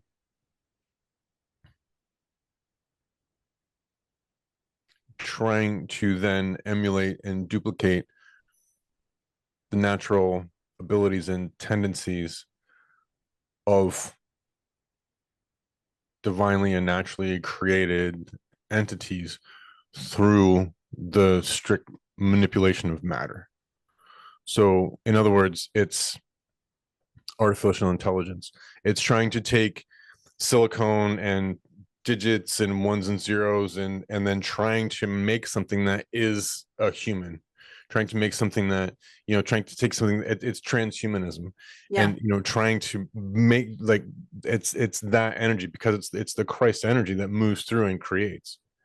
So now, if you're a person and you are within that spirit of Antichrist, then you're going to be taking the matter that's around you and denying what's behind it, denying the spirit that's behind it, and then just trying to take the matter and make something of your own, right. to be worshipped and to be held on high and to be able to glorify man, instead of, listen, I sound like an evangelical. Like, what is No, happening to me? but here's the Ah! thing. Here's the thing, though. I mean, so I truly believe, like, I'm not a religious person, but the reason religions were even formed is because there's truth in it. Now, there's also been manipulation, just like every other institution. I do not feel like we have unfortunately, there's no space that's sacred completely anymore. There is a sacred space, I should say. It's inside of you. That's the sacred space that cannot be compromised unless you allow that. But as far as our external institutions, yeah, there's corruption everywhere, but they also have truth. You can't, that's why it's like you don't want to dismiss it. So yeah, you might sound like, oh my gosh, I sound like an evangelical Christian, but you're speaking the part that's like, yeah, that's the truth. That is the Mhm. part that resonates because absolutely. Look at what's happening. They were offering, again, I have to point this out just because it's glaring, but they're offering free abortions and vasectomies outside the DNC. This is they're neutering people. Well, what does that do? It means no procreation, right? And it's, again, it's not that I believe like everybody has to make babies. You get to do what you want. It's your life, right? But it's just weird that we have this like real strong emphasis on neutering, like, here, go get a free vasectomy and a taco, right? Here, take this vaccine and get a free burger, but you're also going to be like sterilized. Good, like, there's a strong percentage you're going to get sterilized. Yeah. Here, let's give our children hormone blockers. They're reversible. No, they're not. They're sterilization. So even if they stop them, they're now also sterilized. There's Yeah. a real dark agenda to stop procreation. And if you go down the rabbit holes, you understand that big part of the New World Order is Oh. depopulation. It's depopulation. They want to limit the number of human beings on this planet because we're at numbers that are too hard for them to control. So if they want to Mm. have that kind of global control, they need to get rid of pretty much 75% of us in order to be able to play that out. I think people forget how important the Declaration of Independence was to the world when it first came out. Yeah. And I think we also forget that we, the people of the United States of America, are still we, the people. We're still here. We're We didn't go anywhere. we're blessed. I mean, honestly, we're a blessed country. We're not perfect and we've got a lot of things we got to fix, but But we we're have a also level of powerful. we're powerful, and but we also have a level of protection on us that, you see countries like Australia. Love my Australian friends. They're awesome people, but they are not protected. They do not have the levels of protection we have. The UK, we're seeing it right now. They do not have the levels of protection we have. I have friends in Canada. They can't, they're cutting out their ability to buy natural supplements for themselves. They're trying to make it illegal to buy your vitamins. Our food supply is so damaged, and a lot of people have to supplement to stay at a certain level of health. In Canada, it's like they're getting that taken away. They do not have the level of protection we have.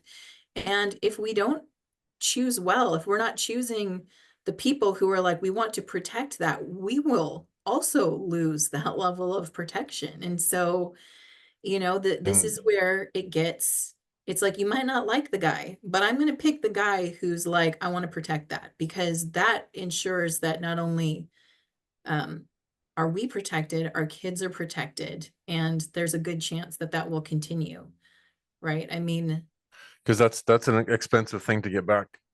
oh, It's costly it to get that doesn't, I back. don't believe it comes back. Honestly, if we lose that, I mean, that was part of the 16-year plan. I don't know if you're familiar with that, but the 16-year plan was originally to, um, oh God, we're going into conspiracy territory. I don't know if you want to go there or not. So I just wanted to hear about your team. That's the only thing I wanted to talk we're about. going into the deep guys, but the plan is the original Dude, plan wait, it's was, been 2 hours already. are you kidding me? It's 6:30. Oh, do you need to stop? Because if we need to stop, we should stop. No, I had no idea. I was like, it's probably been like 45 minutes. No. So you can cut this out too. I'll just, you know what? I'm going to share it with you. And if you're like, whoa, this is way too much, cut it out. Like, feel free. But it starts with, okay, so you can look up the 16-year plan. I don't know if you can look it up on Google. You probably wouldn't get it there. But it was to start with Obama. And Obama was going to get 8 years, and he was going to get the weapons away from the people. And that's why during Obama's time, we had the most mass shootings in our country, like Yeah. date ever, because the mass shootings were the false flags that would guarantee that bills would go through Congress that would allow them to, they were going to try to eradicate the Second Amendment. Thankfully, that didn't happen. At the time, I was an Obama voter, and I was like, guns are bad. I was totally brainwashed by that. Now I'm on a completely different side. I don't own any weapons, but I'm like, thank you for the people who do. Thank you for keeping your sovereignty, because you are the last line of defense between us and a tyrannical government takeover, right? So thank Yeah. God. But the idea was, in the first 8 years, he was supposed to get the guns away from the people. The next 8 years were going to be Hillary Clinton back to back. And what that was supposed to do was usher in. So once you get the weapons away from the people, then you take us into a war. The war is fake, the death is real. It was going to be like a nuclear scare, attack on the United States. We were going to go down. This would allow for a foreign government to come in and cancel our constitution, and then that would be the end of that. And we would have a large population depopulation, because again, the war would be fake, but the weapons and the casualties would be real. Mm. And that was apparently the 16-year plan. And the white hats, if you will, because they kind of talk white hat, black hat type thing, but there's an alliance of, and it goes across party. There's really, in the real configuration of what's going on behind the scenes, there are the baddies and the goodies, if you will, or the black hats and the white hats, and then there's neutral players, they call them gray hats, right? But this alliance it is not based on party, it is based on principle. And they were the ones who interceded and were like, this has to stop here, because if it doesn't, we're all screwed. Like, this is the end of the line. And then you introduce Trump, and Trump is the disruptive figure that breaks up this 16-year plan and stops it from happening. And it was, they didn't see it coming. It was sort of they allowed for Trump to be in, because they were like, this is a joke, this guy's never going to get the job, right? Like, so Hillary Clinton was pretty cocky about it, because she was like, this is a joke, you mean the guy who says you're fired is going to be the president? And then the tables were turned and he gets in thanks to the electoral college, right? And then she's baffled because she was promised it. It was rigged, like she was supposed to get it. Oh yeah. And so it threw them on their ass. And then while he was in there, right, he puts in all these executive orders, and an interestingly large amount of executive orders that go after people who are human trafficking. And the fallout, if you get caught being part of human trafficking, what will happen to you? You lose your properties, you lose the monies go back to those who have been victimized. Like, there's all these things in place. And interestingly enough, when you see all this happening, like, if you're caught as a part of this, there is heavy consequences to you. Well, suddenly you hear names like Rothschild at the same time as this executive order comes out, and they're selling property, like a lot of property, and they're selling stocks. And it's like, are they selling them, or have they been seized? Because we've got there's just so much. So there's this really intense rabbit hole to go down with information, and it starts to feel like what's happening on the surface is just a movie. Nothing that's happening up here that people are seeing who don't know what's going on behind the scenes. It's like a facade. And so when you start seeing it this way and you're watching it, it's hard to get reactive to it, because you're like, oh my God, they're just playing the part exactly the way that you have discovered they were going to play it. So it makes sense if really what the Democratic side wants, where most of the operatives are the negative operatives, they do want depopulation. They want to break apart the United States and create that one world government. And it's, you can start to see it if you step back far enough, and you're like, it is really weird that you are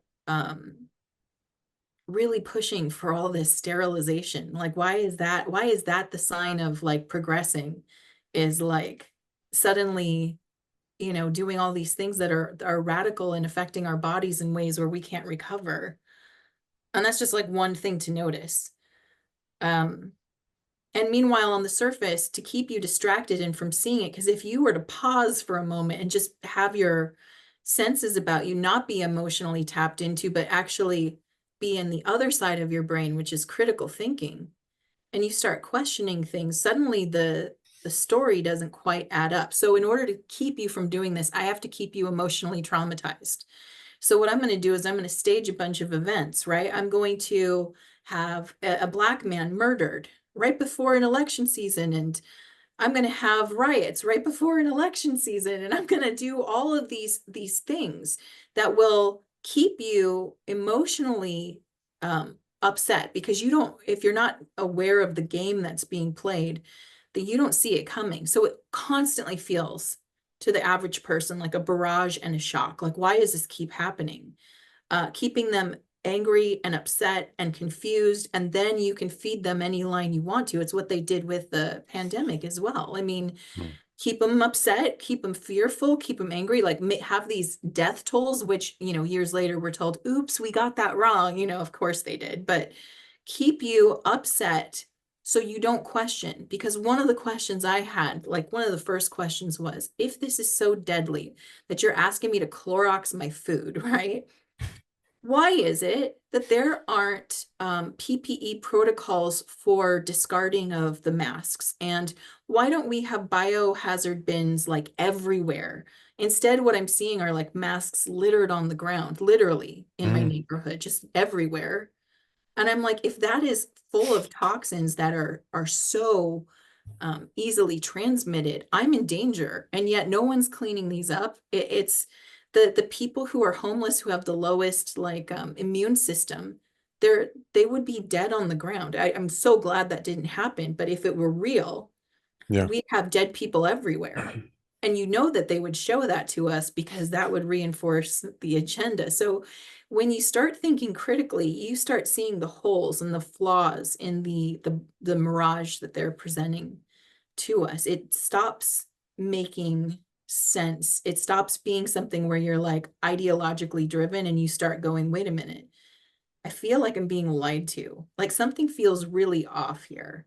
Like, oh, for Mm. example, we've got Kamala Harris saying to us that she's going to stop price. I think she meant gouging, and I think she said like She said gauging. Yeah. gauging, right? But Poor she's going to thing. stop the That was an price honest gouging. mistake. Yeah. But they were like, oh, she doesn't even know what gauging means. She's in office right now. So she's talking about all these things that she would do. And I'm just like, hello, everybody, please stop and look around. Who's the vice president at this time? Who's technically Yeah. in control? Because they've basically wheeled Biden off in a wheelbarrow and now it's just her.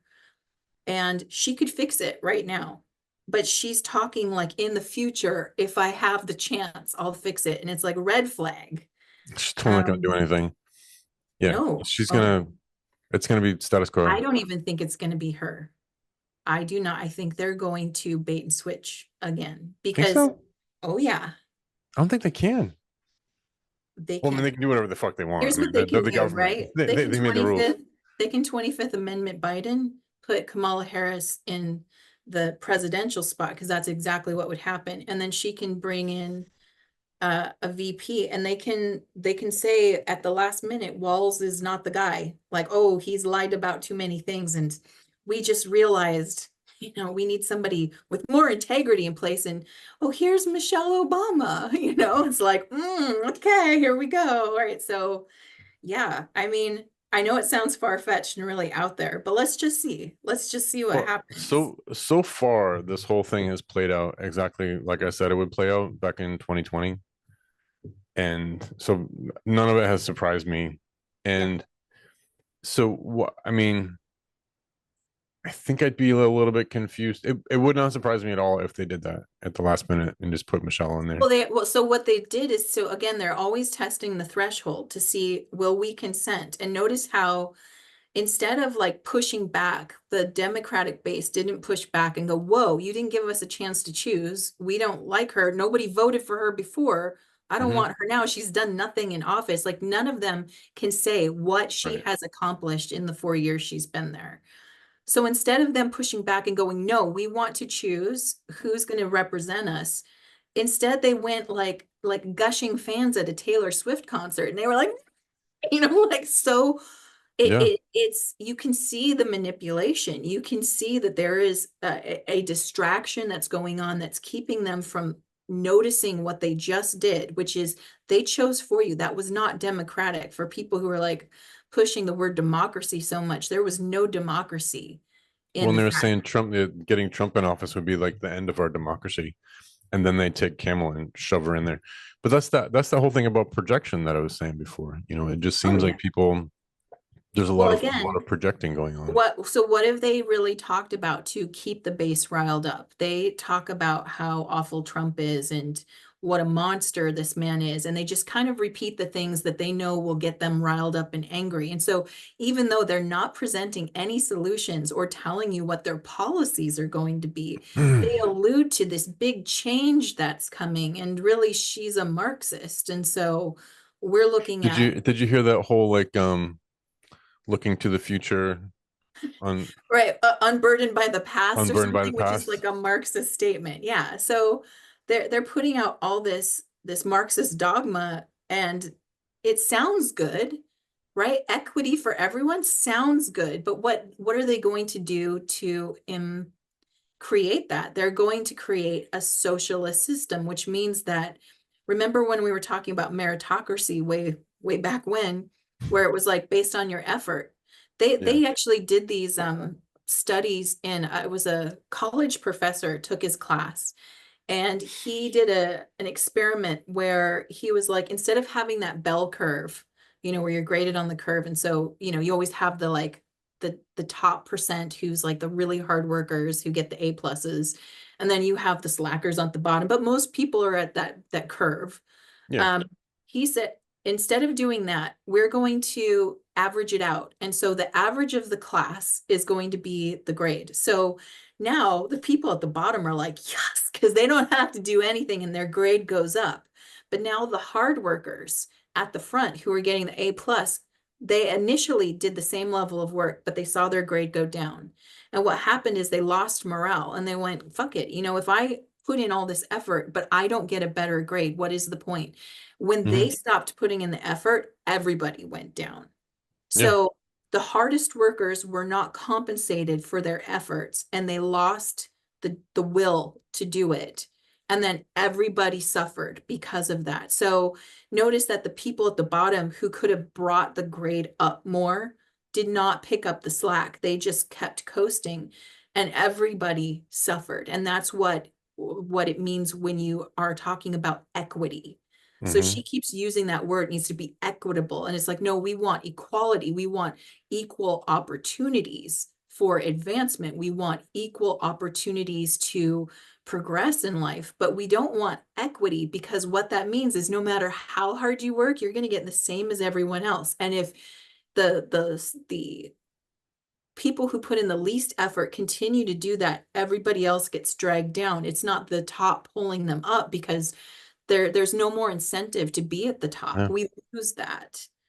And so the group suffers, and that's and ends up becoming, what we see with socialist economies like in other countries, is that we have people who flee those countries looking for an opportunity like what we're providing here in America, because it was hell. No matter how hard you worked, life did not improve for you. Hmm. There's a lady who she's an African woman, and she wrote a book. I forget exactly what why she's touring around, but she's talking about how the African nations suffer so much, and they remain poor, and she couldn't figure out why, because they have the natural resources, they have the population, they have the education, people are like healthy and intelligent, and that you have all the resources that you should be able to do it. Right. But the problem is that all those nations are so incredibly overregulated that nobody can just start a business, Yeah. and there's nobody can do it. So it's not until like she grew up, I forget which country she grew up in, Nigeria maybe, but she left and went to Germany, and she was just like blown away by paved roads and traffic lights, and she's like, why don't and running water inside a building. She was like, why don't we have that stuff back there? Like these people here aren't any better than the people back home. Why do they have it and we don't? Right. And it took her a long time to figure that out, but it's because of all the regulation that people can't just like start a business and then start to thrive. And plus there's corruption, and but that all kind of like ties into that. It all kind of goes together. And then there's also that story of the first settlers who came over on the Mayflower in Plymouth, Massachusetts. And their initial thought was, we're all holy people and we're gonna grow and everybody will get a fair share, and it'll be, what is it like, from each according to their abilities, to each according to their needs. Okay. And but what happened to that first the Mayflower settlers is that they almost didn't survive that first winter because, like you said, the people who were lazier didn't do enough work, and the people who were more motivated were like, why? Because I'm gonna have to Right. give all my food to that guy who's not doing anything, so why Right. should I do anything? And then they all ended up collectively suffering and almost not making it through the first winter. And Yeah. that's when they said, okay, this has to be like a fundamental thing that we change, where it has to be like whatever you produce is like you get to keep the proceeds of that. But at the Right. same time, I feel like going back to earlier in the conversation where we've got this fundamental divorce going on, and we've forgotten how to find the balance, because you touched on it earlier, because capitalism is the economic model. Who was it that said that democracy is the worst form of government except for all the other ones? I think it was Winston Churchill, maybe. That's a very Churchillian thing to say. But and capitalism is the worst economic model except for all the other ones, right? Hey, yeah, it's not a perfect model. I don't, Right. but it gives the most opportunity, and it is based on predominantly your efforts, right? So again, Yeah. But the thing is, like, but we still have to be able to. You think of capitalism as masculine and socialism as the feminine. You still have to have the masculine and feminine entities. So like in my home, right? I I'm the breadwinner. I make the money and I bring it home and I give it to Kelly. And like that old story, like you know, if you give a woman food, she'll give you a meal. If you give her a house, she'll give you a home. If you give her your seed, she'll give you a child. If you give her grief, she's gonna give you lots more she grief. will explode. No, I'm just Blah. Right. kidding. Because that's the thing about the feminine is it's not just receptive, it's receptive and multiplying. Yeah, I agree with that. Well, and And also so when but you but the bring it thing is, sorry to home, cut you off, just to finish this thought and then I'll be quiet, is that there has to be that same balance between the capitalism and the socialism. You have to be able to raise the money, right? You have to be able to have the funds to give it to the socialists, to have the social safety nets. You have to be able to like make gobs and gobs of money to be able to have nationalized healthcare. right? And but see, here's the thing.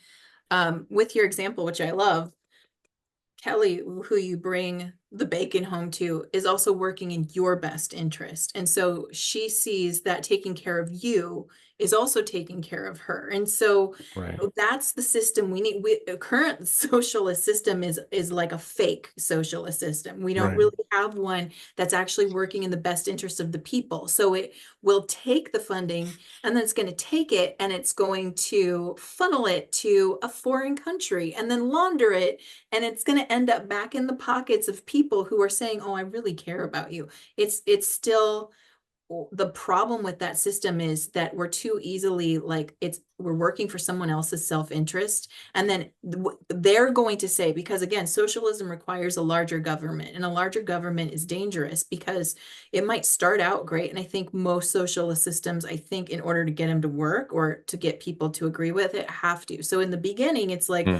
oh, we're going to help, we're going to provide you health care, and we're going to provide you transportation services, and we're going to provide you supplemental incomes and things like that. People are like, wow, that sounds great. Who wouldn't want that? And it's like, yeah, who wouldn't want that? Until the government then after a while goes, you know what? We realize you really don't need that much. So we're going to restrict now that, you don't need that extra income. In fact, we're going to have to tax you more on that. So we're just going to not give it to you. And then we're going to lower your taxes. But suddenly your life is getting a little harder.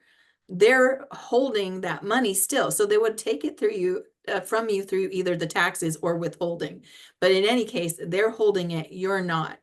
And it just And continues to get more suppressive because they're not working in the best interest of people. And how do you regulate that body?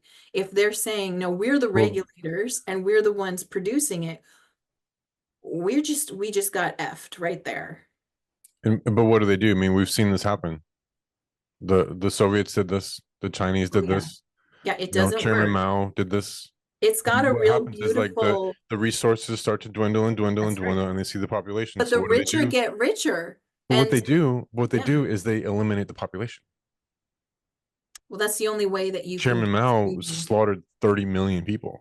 Oh, it's horrible. It's And horrible. the Soviets, they lost count of how many hundreds of millions of people died in the gulags. Like they Because don't even know how many people died.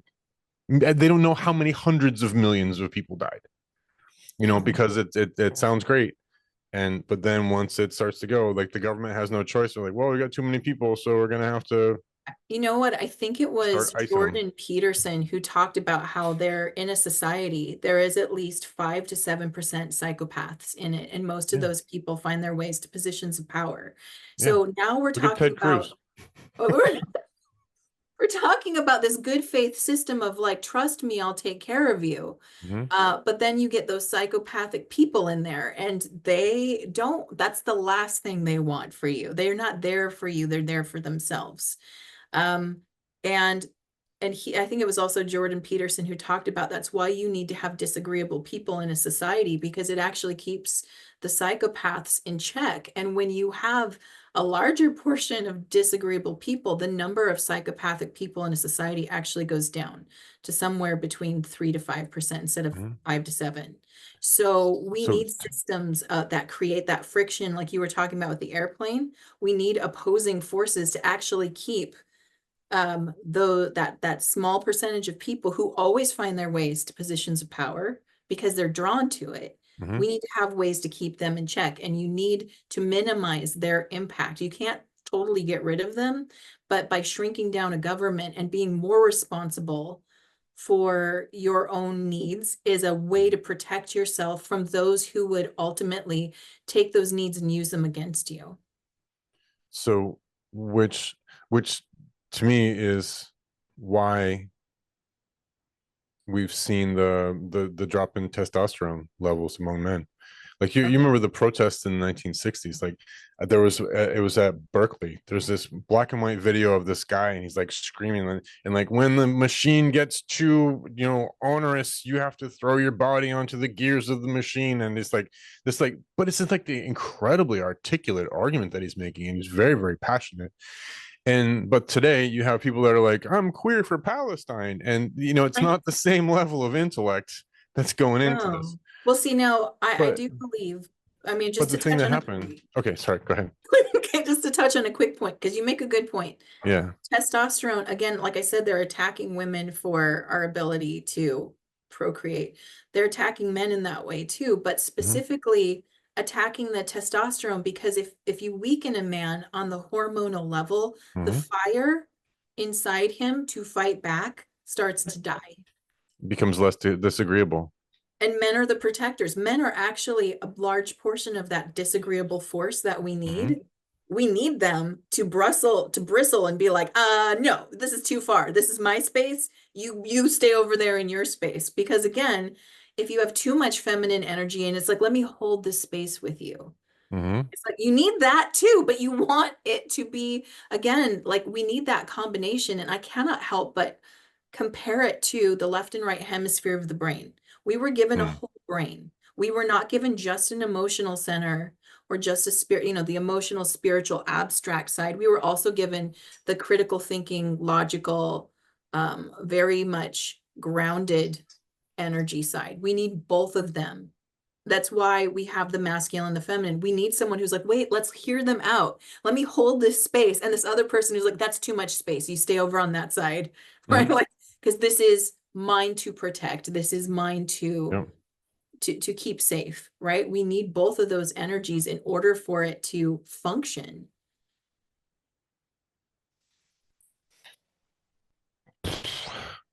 I heard a woman talking about, I think she went to, I want to say it was Austin. I believe she was from Tennessee. It was one of these like YouTube. I was in a doom scroll mode. But she was talking about how she went to this urban area and but she was used to more rural areas, and her comment was that the men there made her feel very very insecure, Hmm. because they were all very sort of like loose and effeminate and like metrosexual guys, and they weren't like jacked. And she felt both as if she could be assaulted at any moment, but then also didn't feel as if anything went wrong, that anybody would be able to handle the situation. Yeah. And when she, went back and was around, like the country boys, farm guys, Second Amendment dudes, that's when she was like, okay, the men can handle this kind of stuff. There's I forget where this comes from, but there was that, I think it might have been Grapes of Wrath, actually, is that the women knew that they could feel safe when they knew that the men were secure.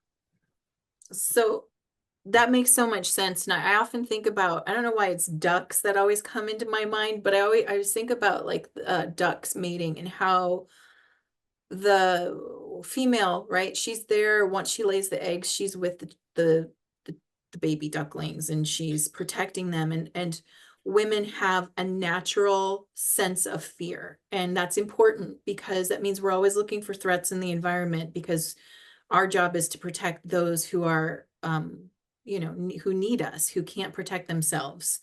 Mm, But women are not we need men to protect us so we can feel safe and put that guard down without that masculine presence in our life, whether it's a father or a brother we can trust or a husband or a boyfriend or somebody in our life that represents that protective force. We're mhm, constantly in an unconscious state of fear because mhm. everything is a potential threat.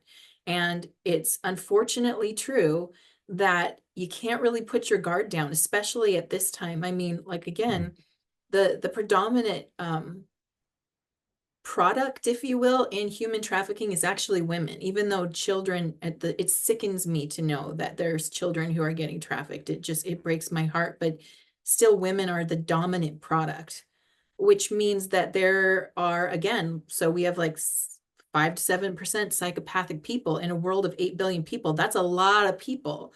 And of those, I still think that the predatory class maybe predominates a little bit more than 7%, but there are people who are not out there for your best interest and are looking for someone who seems vulnerable, right? And unfortunately, um, we've been fed this line through feminism, which again is another manipulated and infiltrated institution.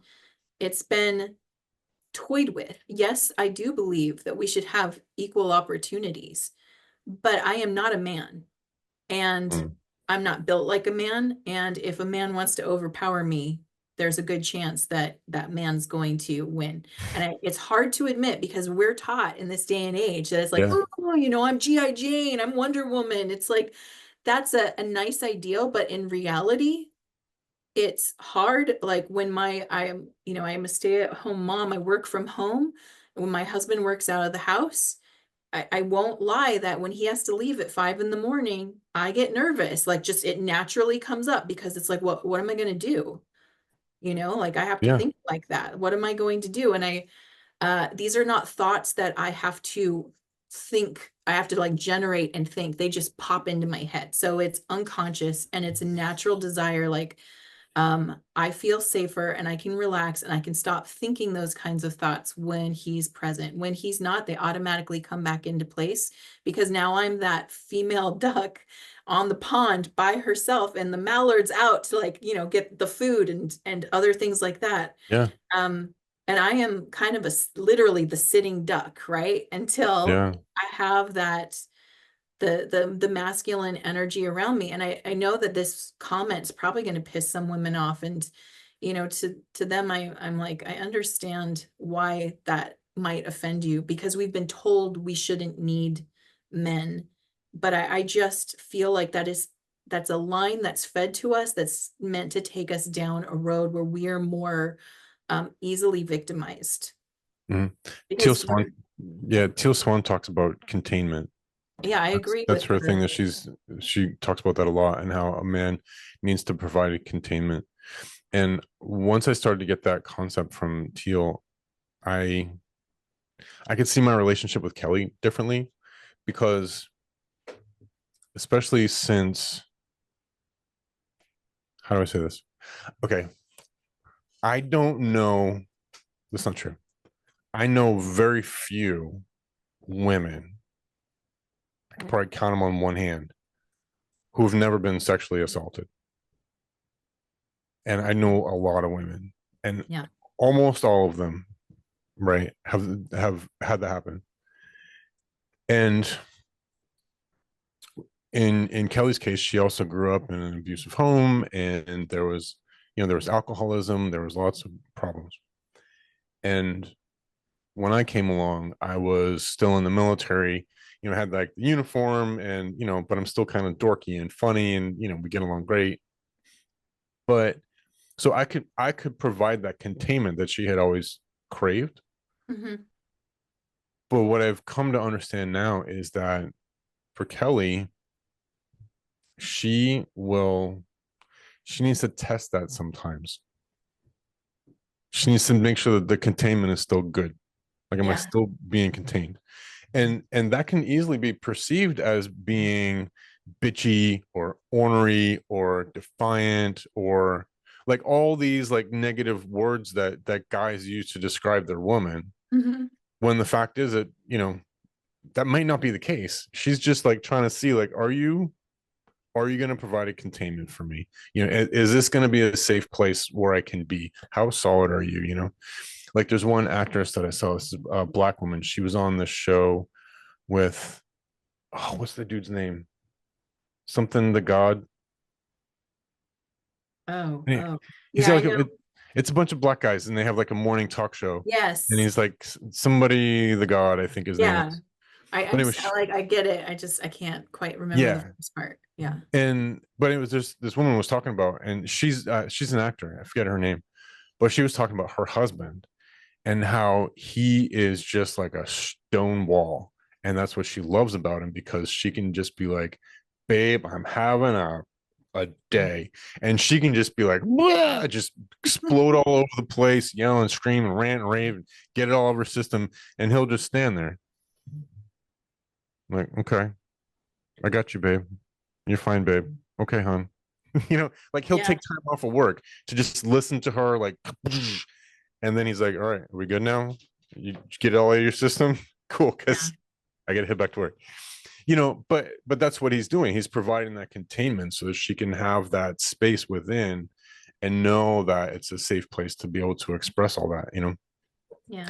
But that's helped me with Kelly though now, because I'm better able to see that when she's when she's doing those things and she's testing, she may not even know she's doing it. I know Yeah. she does. She doesn't know that when she's doing it. It's like a subconscious thing where she's like, are you really, like, what are you still my man? It's like that Cheryl Crow song. Are you man enough to be my man? Remember that one? But yeah, yeah. Are you You strong know, enough to be my are man? you strong enough to be my man? When I'm throwing punches in the air and I'm telling you I just don't care, Yeah. you know, are you man enough Yeah. to be my man? Yeah. I mean, But I actually I love men very much, and I feel for you guys right now because a lot of you guys are getting the shit kicked out of you just during this period of time. Like it's almost like just an insult to be male or something like that. And it's like, God, mm, no.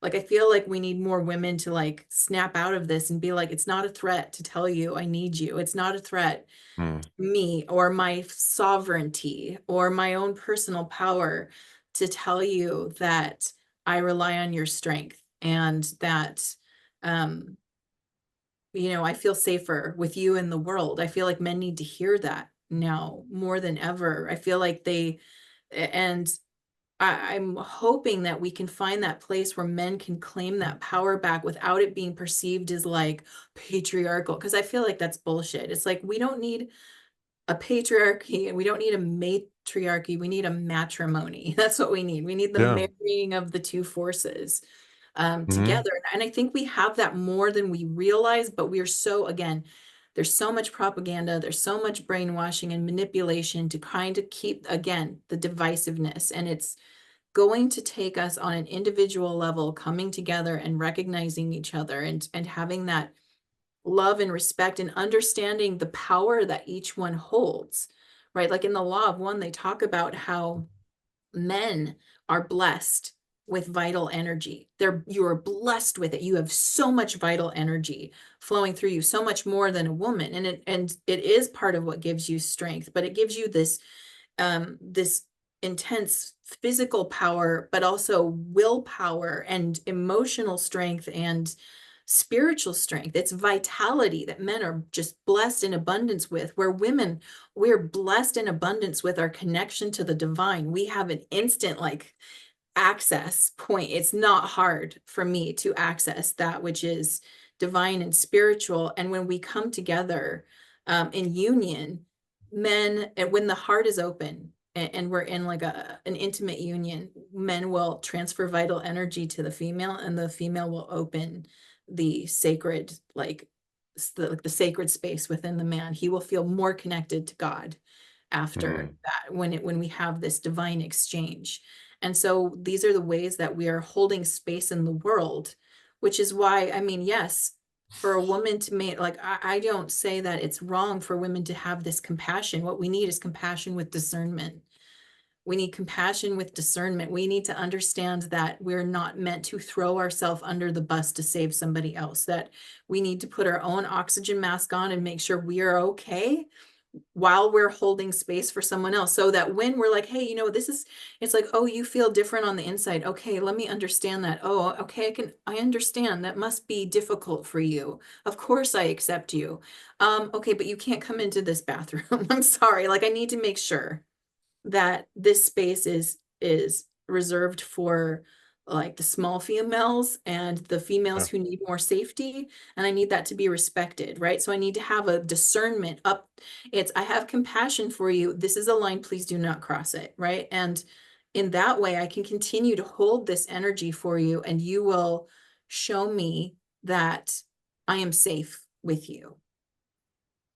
Right. And so oftentimes we're throwing our own safety and our own need for respect and validation and understanding under the bus because we're trying to save someone. And this is very much being tapped into. It's an unhealthy aspect. It's when the feminine goes unhealthy that becomes people pleasing and martyrdom, right? It's like, I'm going to throw myself a way to save you. And it's tapping into an instinct where, again, if a hunter were to come by, the female duck would fly up and flap her wings so that she would get shot, not her kids.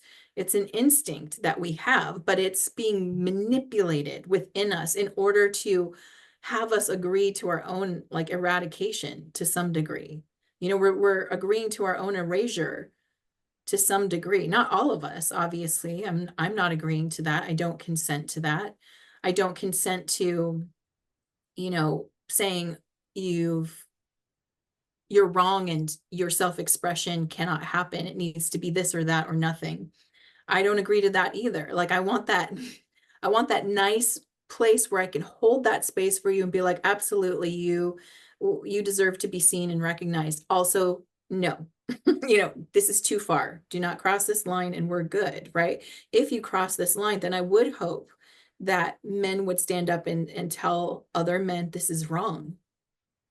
Like yes, there is a natural instinct in a man to be a predator because instinctually that's how you would keep your family alive, right? You would go out and hunt something and bring it back.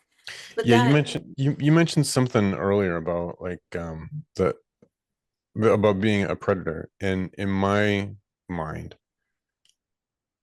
you can't be a good man if you're not a predator. Well, it needs to be, again, just like we need to That have discernment about right. what needs to be But taken care it of. goes back to the thing that Jordan Peterson says is that you have to be dangerous. Right. If you're not dangerous and you don't do anything bad, then you're not moral. You're just useless. So how does he recommend? Because I've heard him have that comment, but I haven't heard his, or as I understand it, it's something like you need to allow that kind of animal predator instinct out, but then you need to learn to regulate it. You need to So, learn how to direct the energy, if I understand it. do you know about the sheepdog mentality? No, tell me. Okay. So in the military, the sheepdog mentality is basically this. If you take a group of 100 people, right, and you assume that they're sheep and they're just living their lives, driving their Toyota Corollas or their Range Rovers, and you Right. know, going to their office jobs and waiting for their vacation time and getting their bonuses, and they're just like living their life. It's fine, right? Well, out of that 100 people, like you said, there's going to be some psychopaths. Mm-hmm. And in the sheepdog model, we assume that those 2 out of 100 are wolves, right? Those are predators that want to eat the other sheep, right? Okay. Yeah. Well, one of the things that people figured out a long time ago is that we can't fight wolves because we don't have fangs and the speed and the intelligence, the ears or the fur. Like we can't do that. Right. So we take a wolf and we train it to be submissive to us. And then that thing can go fight the wolf for us. Right. Okay. So, but it's very, very important though that sheepdog, the thing that we've created into a sheepdog, maintains its sheepdog training. Because if you take that dog and you just, if it's well trained, it'll take care of the sheep for a long time, as long as it's still being submissive to you. If it's no longer being submissive to you, it's still a dog, it's still a predator, it's still a carnivore, and it'll just eat your sheep, right? Yeah.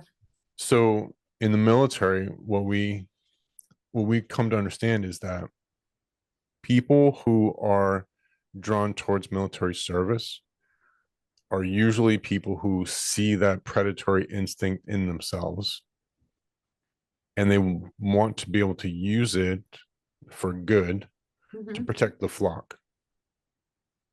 And so when you submit to your military training, and there's different levels, like in the Air Force, our military training wasn't as strict as the Marines go through or as the Navy SEALs go through, Oh, because yeah. the more deadly that you are as a military member, the tighter the sheepdog training has to be. Got it. So like me as a master sergeant, I needed to be able to look at my airmen and see just at a glance, how does your uniform look? How does your hair look? How does your boots look? How are your finances? Do you have any speeding tickets? Are you drinking too much? Because those are all the things that were just at a glance I could know that this airman was maintaining his or her sheepdog training, right? And at a glance, then I would know if I would be right to then take this young person and give them a weapon and send them someplace, or even have them like walk around with people. You know what I mean? So then I know that. So here's a person who joined the military because they see something in themselves where they could and would kill people for money. I mean, that's just the reality of what military life is. You kill people for money, or you're willing to kill people, or you're even eager to kill people and get a paycheck for it. Right. And that's a psychopathic tendency. So, no, the difference, I made a video about this a little while ago, is that there's a difference too between a sheepdog and just like a good dog.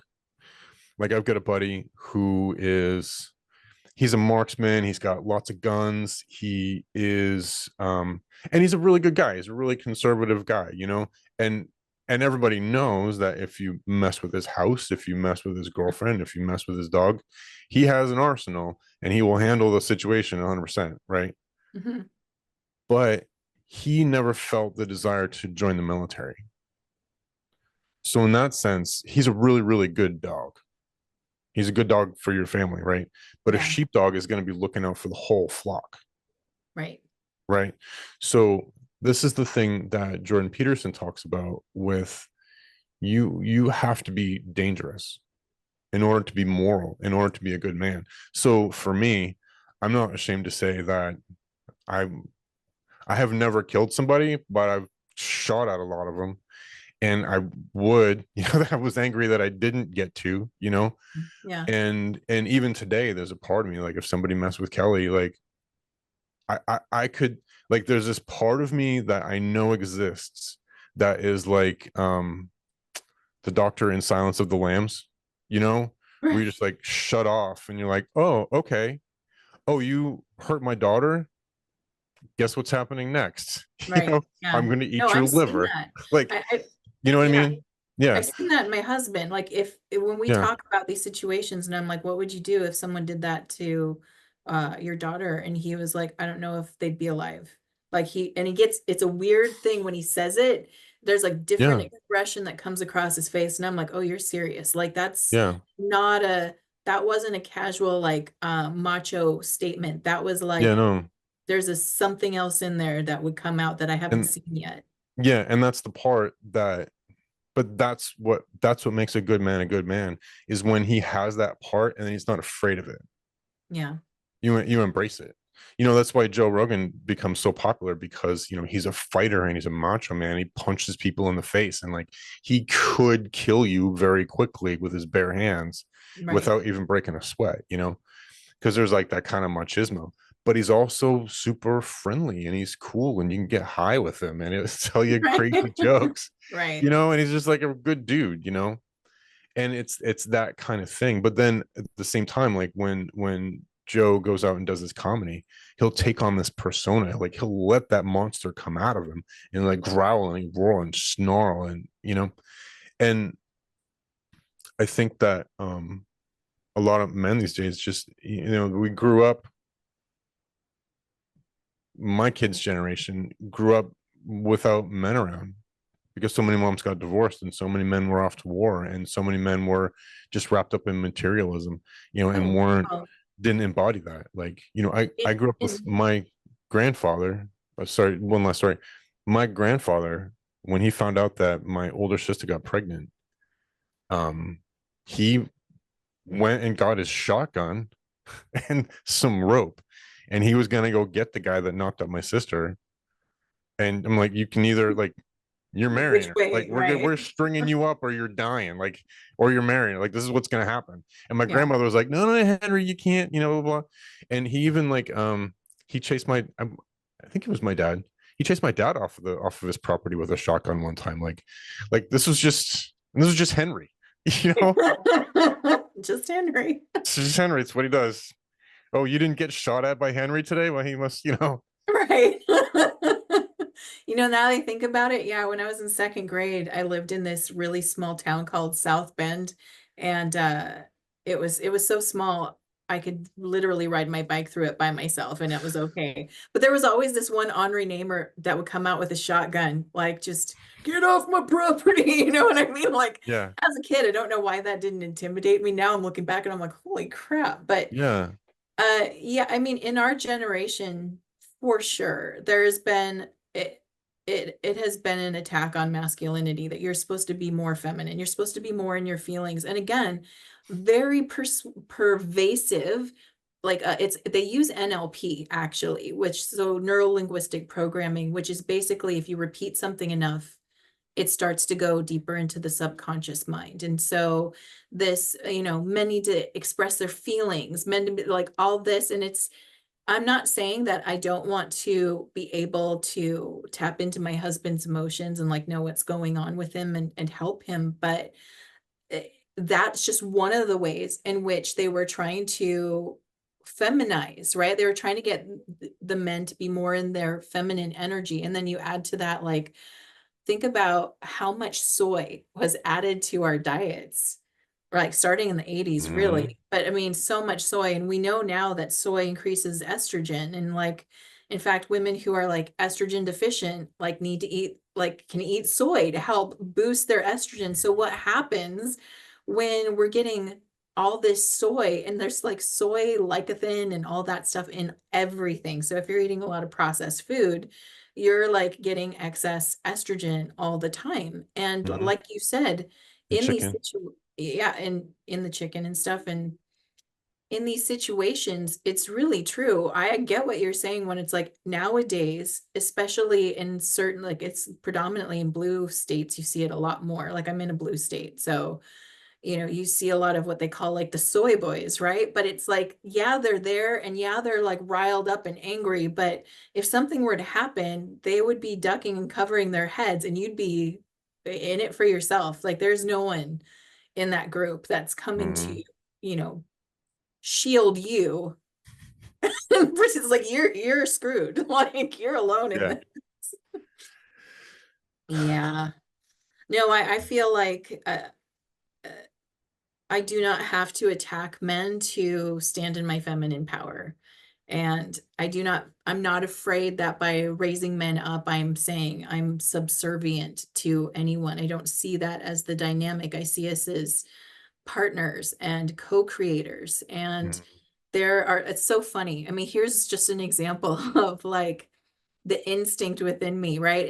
I was watching a YouTube short or something, and there was some guy at a Walmart, and this Walmart was closing, and so they were getting rid of all the like signage, and he's in the video game area and he sees this shelf signage that has like Zelda on it or something. He's like, I asked the shop attendant, like, what are they going to do with these signs? And the guy's like, we're just going to toss them out. He's like, oh, I'm going to take these home and I'm going to put them on my shelves at home. And I'm like, oh God, this man does not have a woman, because no woman would allow that to come into their home. And my Yeah. husband laughed and he goes, that would have been me. And I'm like, yeah, and I would stop you before it would ever start, because that like this is there's a reason why men need women. Like that's not a Yeah. home. Like I don't want Otherwise, to we're walk just into a space yeah, and we're look like just it's bears with furniture. like you need someone to make it a home. Like, and Yeah. there's an instinct in us to do it. Whether there's some women who would cringe at me saying this, but it's like, no, your home to create a home is your inner world is being projected out around you, and that's what makes home. So our inner energy, that essence within us that feels like our inner world, when Mm. we create a home, we're projecting that out. See what I'm saying about how the divine feminine has a deeper access to the spiritual intelligence? We are able to easily project our inner world out into a space and make it not only our home, but invite you to also project your Mm. energy to this space and make it yours. This ties back to the saying from Jesus from the Gospel of Thomas, that if you bring forth what's inside of you, it will save you. But if you Yeah. don't bring forth what is inside, it will destroy you. And it sounds like what I mean, you're like doing the same body movements. Like, you've got that thing inside of you. Like you want to be able to nurture you. Like you want to be able to, you know, I have embrace those sorts of feminine energies.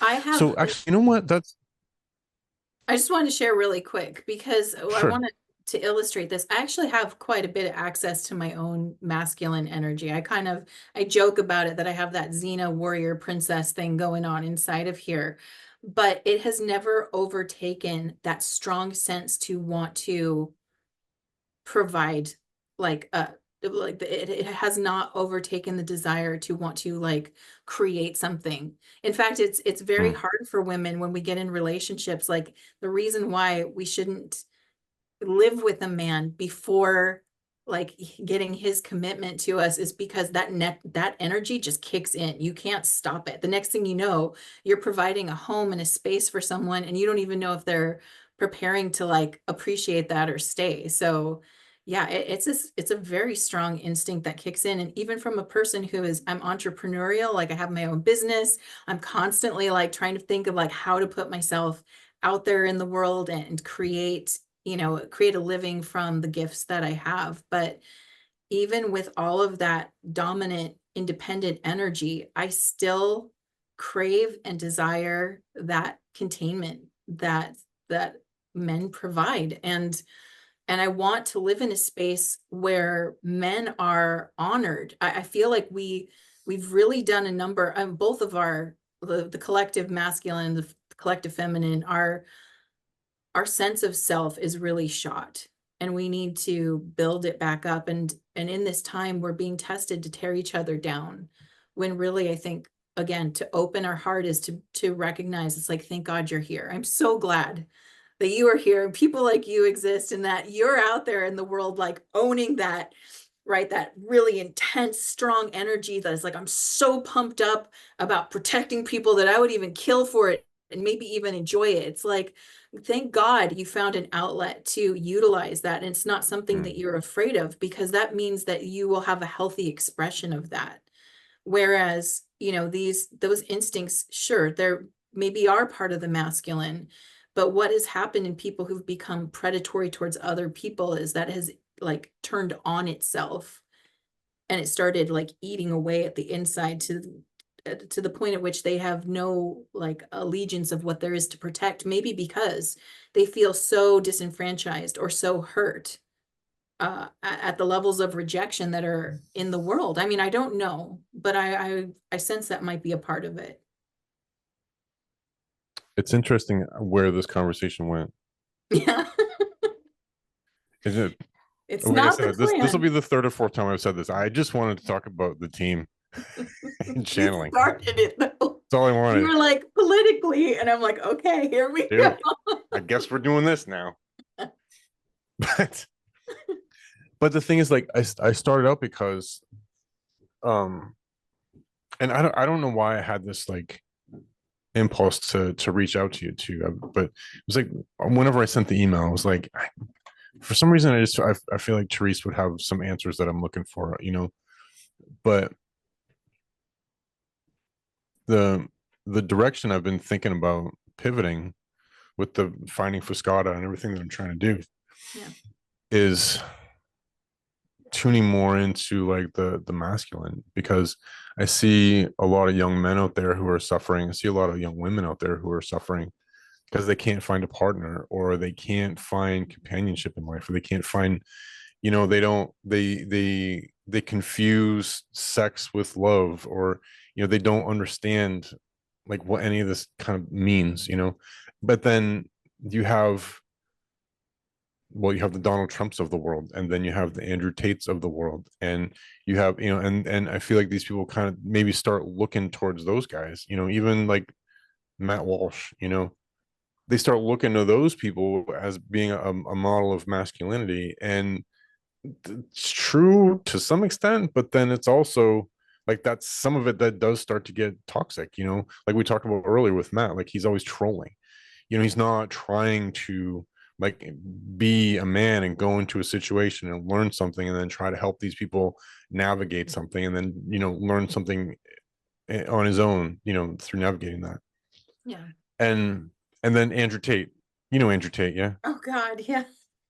just like all the things that are Andrew Tate, I feel like and it's a persona mostly. And again, same with Matt Walsh. It's mostly this personas. You've got to look, it's like follow the money, right? Where's the money? yeah. Because that'll show you what's motivating.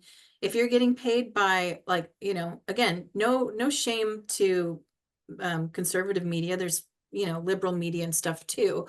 But if you're getting paid by conservative media, there's a slant there, right? Now it's not a pure observation. I'm viewing it through the lens of conservative, and my goal is to antagonize, to get a response, to Mm-hmm. reinforce my point of view, right? So it's not a pure observation. Same with Andrew Tate. I feel like this person figured out what gets clicks and views. And it's not a pure, I want to help you. It's, I want to get more money. And what gets more money is being really, again, antagonistic and aggressive, and creating that friction.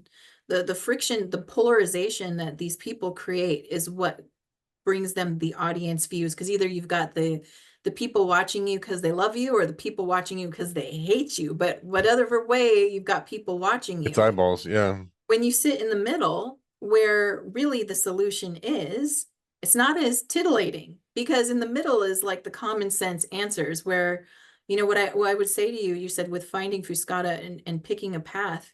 I mean, if the masculine speaks to you, I say follow it, but consider the term we talked about, which is the matrimony, the marrying of the two together, and like how to navigate that, because what you're talking about isn't just a masculine issue, it's also a feminine issue. And part of what's required here is we've lost collectively trust for each other, and that's Mm. been manipulated on purpose to get us to be divisive. In order for us to work together, we're going to have to trust each other, and to be able to trust each other, we're going to at least have to have respect for each other, we don't always have to agree, but we need to understand what's the divine plan here? Because if it was only supposed to be male dominated, why wouldn't it be predominantly men? If it was supposed to be female dominated, why wouldn't it be predominantly female? Like why would God create something where the two are necessary to survive? Because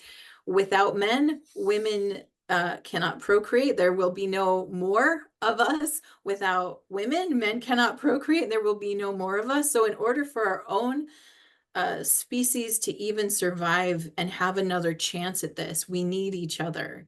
So why would that be the divine creation? Some matrimony, yeah.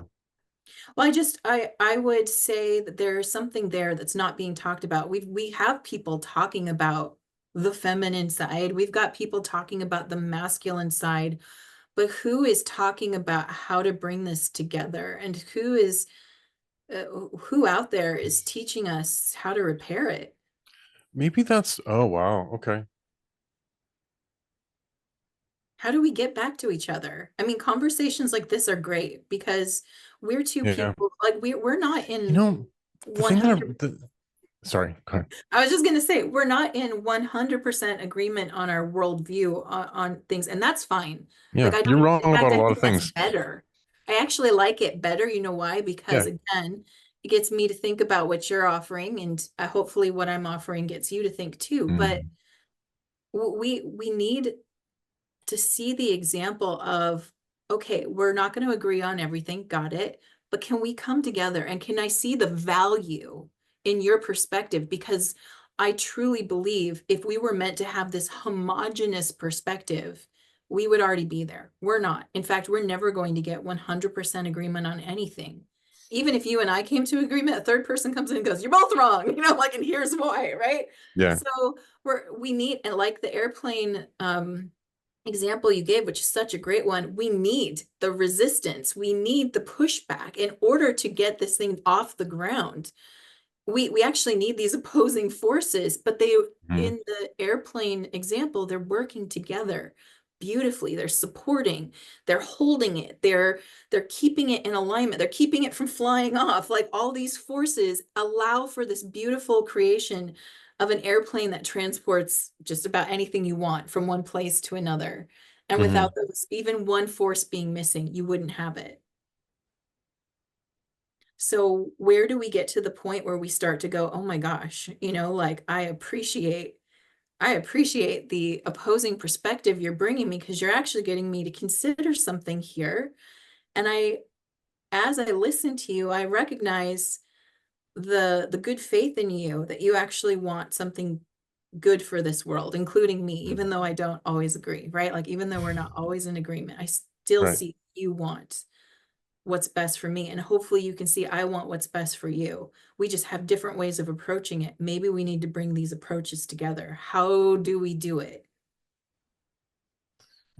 Man, it's like it's so many things racing through my head right now. I just ugh, like the whole idea of matrimony, and like marriage being between a man and a woman, and the people who fought against gay marriage for so long. And Well, there's but matrimony. that's Like, yeah, I mean, but it's an example of like yeah. those two energies within a society, like Mhm. I've said that you know, 'cause I support gay marriage, Yeah. obviously. Well, not obviously, but I do. Because like in this life, if you find somebody to love, then Equality. Well, it's about equality, right? Equal yeah. opportunity for everyone. And there's, I know that there's traditionalists who would push back and be like, well, that's degrading it. No, it's not, because But these are with people who are committing to each other and want to do the same thing that a man and a woman are doing. They just want to be able to have that same opportunity. and within that relationship though, there still has to be that balance. Like my Oh, sister yeah. and her wife have been married for 14 years now, almost 15, I think. But my sister is very strong in her, she's a very masculine woman, and her wife is a very feminine woman. And they just make it work. It's like that yin and yang. It's the It's balance always between there two whenever energies. there's a relationship. Yeah. So it doesn't Always matter. there. Yeah, Yep. it matters less what body you inhabit and more The what your energy. predominant energy drive is, Absolutely. within that space. So maybe that's the thing that I need to consider with the Finding Fuscata is like,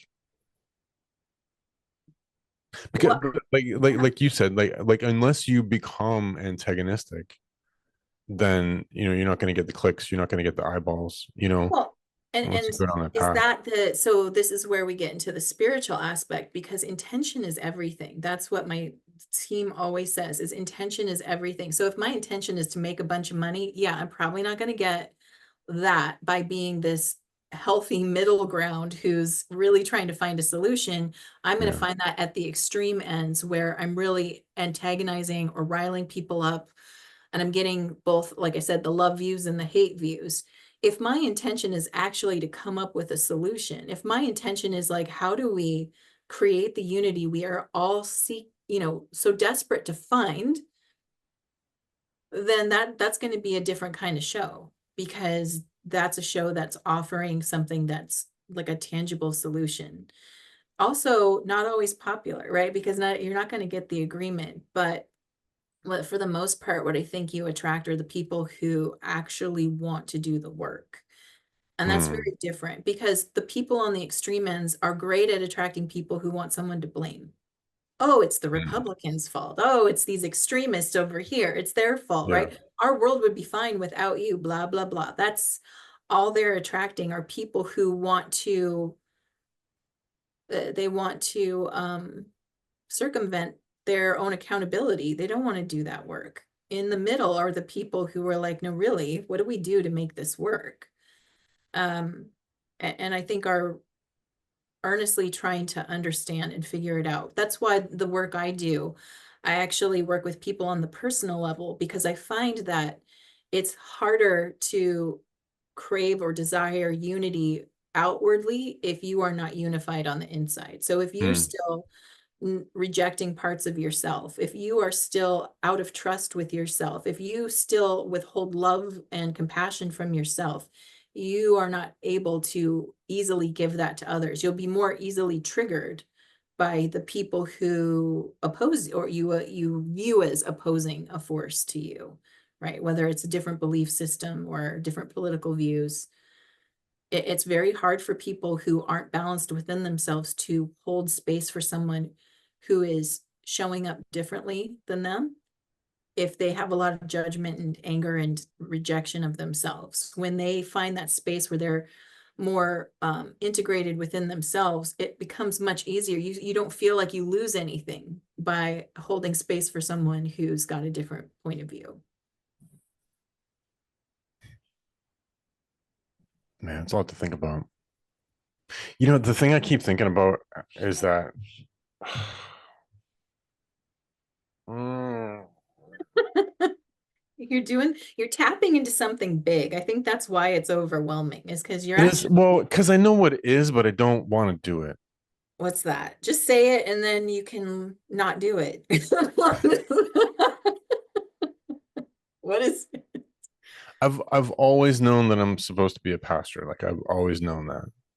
I mean, it's in it? my name. Like the name Helgerson, like the is comes from the I forget the language, but it's in the Swedish, in the ancient Swedish language. Like the person who was the Helga was the spiritual leader in the community. Wow, that's such a And beautiful opportunity. yeah, and but like all the men in my families were theologians and pastors and Bible teachers, So why are and you running from it?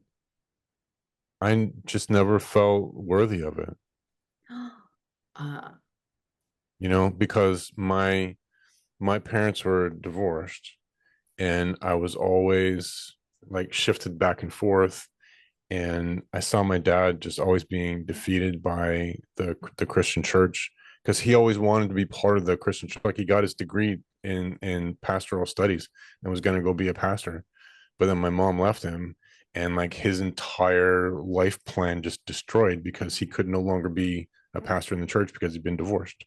oh, And so and I always felt, and there was a lot of darkness in my family too. There was like a lot of weird dark things that happened. And so even though I always felt a need to be able to communicate these things, to communicate these ideas to people, I ran away from it as far and fast as I could, you know. And that's part of what brought me back to the Finding Fuscata. I don't know if I told you about like how I started to identify with Jonah. I don't know if I mentioned that before. But in Jonah, you know, God told him to go talk to the Ninevites, and he didn't want to go do it. So he went and got on a boat and went in the other direction. And then everything went crazy and everything was chaotic until he got thrown into the ocean and then went back and did it. But my life has just always been chaotic. Mm, It's been chaotic relationships, it's been chaotic careers. It's just been like everything has been chaos. And I'm just so fucking tired of it. yeah. And that and then recently too, as I'm learning about manifestation and the power of attraction and you know law of attraction and hermeticism, and you know the deeper you get into these things, the base fundamental principle is radical submission, just submission to the will of the cosmos, submission to the thing that you or know that you're supposed to be. You know, like Yeah. I said, like the thing that's been rattling in my head, if you don't bring forth what's inside of you, then what's inside of you will destroy you. I think it's, And the thing that is inside of me is like, as I've been on this journey of learning about the law of attraction and learning about all these sorts of things, it's everything that Jesus talked about. It's everything that's in the gospels, like in the red letters in the gospels. It's all there, but it's Christian mysticism, and it's in the Essene teachings, and it's in the Law of One, and it's in A Course in Miracles, and it's impacted in there. But like the red letter verses in the Bible are a Cliff Notes version of what's in all these other things. yeah. Yeah. And but the thing is, like, it's like deep, deep, deep, deep truth in there. Mm-hmm, But I've mm-hmm. been in so much denial for so long that it's hard for me to say, like, this is what I want to go do. You Well, know, wow. I want to go, I want to go preach the gospel of Jesus Christ to the nations, but not the way that the Christians do it, because they don't understand it. Like, Have I you want, like, seen? I want I to don't. preach Gnosticism. I want to preach, like, I want to take those things and like help people understand them, because there's so much freedom and there's so much joy and there's so much just abundance and closeness and companionship, and it's like it's all there in those words. But if I say I want to go be a pastor, if I say I want to go, you know, preach the good news of Jesus Christ, people are like, "Oh, you're a Baptist now?" Or like, "Are you going?" You know, Well, and I'm like, no, no, no. I'm gonna go talk about, you know, the original Aramaic words, and I'm gonna talk about the Hebrew words. I'm gonna completely deconstruct all that shit, and I'm gonna tell you what the core message really what was. yeah. Well, if you literally are lighting up while you talk about it. So I think you're like, I think maybe the word pastor is what gets in your way, and you need to find another word that means spreading the word without having to use the language that's triggering. But also, I don't know if you saw Aaron Abkey, he's doing something where he's talking about, I'll send you the link, I'll send it over email, but he's doing a talk about how Christianity is actually based more on I think, okay, I hope I'm not butchering this, the testimony of Paul. And he's calling it's more about Paulinity than Christianity, and Yeah, how Paul's interpretation of what Jesus was saying. And he's doing a lecture on it. I'll send you the link so you can check it out because yeah. it I've looks seen a lot of his really stuff on that, because that is a conclusion that I came to several great. years ago I when, think he might be a yeah, good sort of like a form of a mentor for you, at least to show you what you can do, because yeah. he's very similar on that path. Um and I think the work he's doing is really powerful. It's not in denial of The your thing, Christian upbringing. It is more yeah. like clarification of it. It's like it's almost what you're doing is, remember how I said everything's been infiltrated, including all religions, they've been infiltrated. Doesn't mean there isn't truth in it. It means it's been covered over by a darker agenda meant to separate you from Yeah. that truth. So they let you see the truth, but then they also obscure it by saying, by the way, you don't have direct access to this. You have to go through me and my church, and then you Right. can access it to it, which is the lie. And Mhm. that puts the wedge between you and the divine, right? What I feel like you're trying to do is clean that up in some way and let people access it without the dogma, without the agenda attached to it. So that because there is truth in this. There Mm. is beautiful truth there. And what we need are people to unobscure it. And so by looking at, like witnessing like what Aaron's doing and like you having your own like interpretation of it, we need more people who have something like that, who are taking the stigma away, because I do believe that there's really powerful energy in this, but I, from a very young age, had a natural sort of protection from it. I remember being 4, sitting in church, the priest was talking, he was saying how basically the theme was God's really disappointed in you. You've really failed. And now you have to basically apologize, but you have to do it in this way and here only and with me, and then I'm going to make sure God gets you an apology. And I just remember thinking, this is wrong. God loves us all. Like, we're Mm. not being punished in any way. And the fact that we're being taught to interpret life as a punishment is what is keeping us in suffering. And that's what it says in the Course in Miracles. It's how you are there. There's nothing but perfect love here for you. There is nothing but like abundance here for you. And your inability to perceive it has to do with your perception, not with the reality that there's perfect love around you. And only when we clean up our own perception will we begin to perceive it again. Mm. And The thing of, so, yeah. oh, No, I'm thinking like, yeah.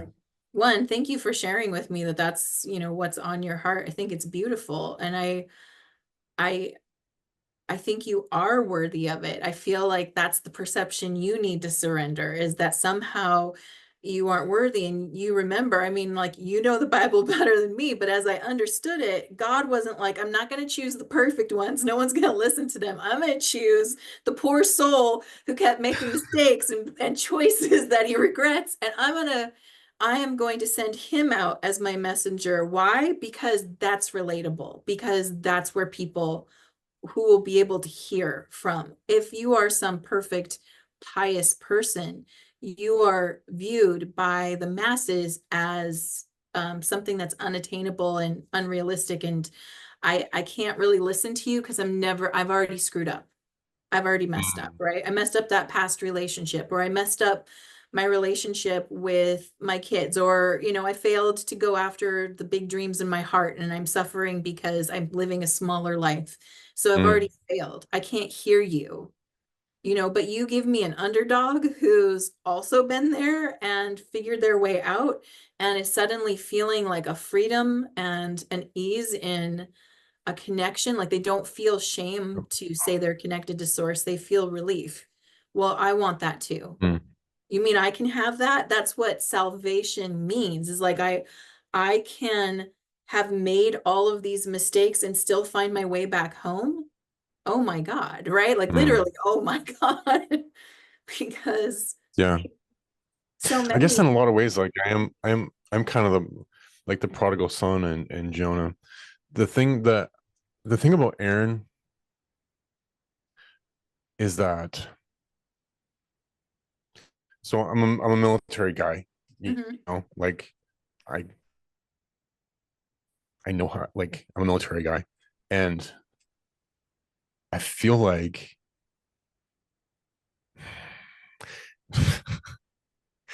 I'm just gonna say it. There's something very punchable about Aaron.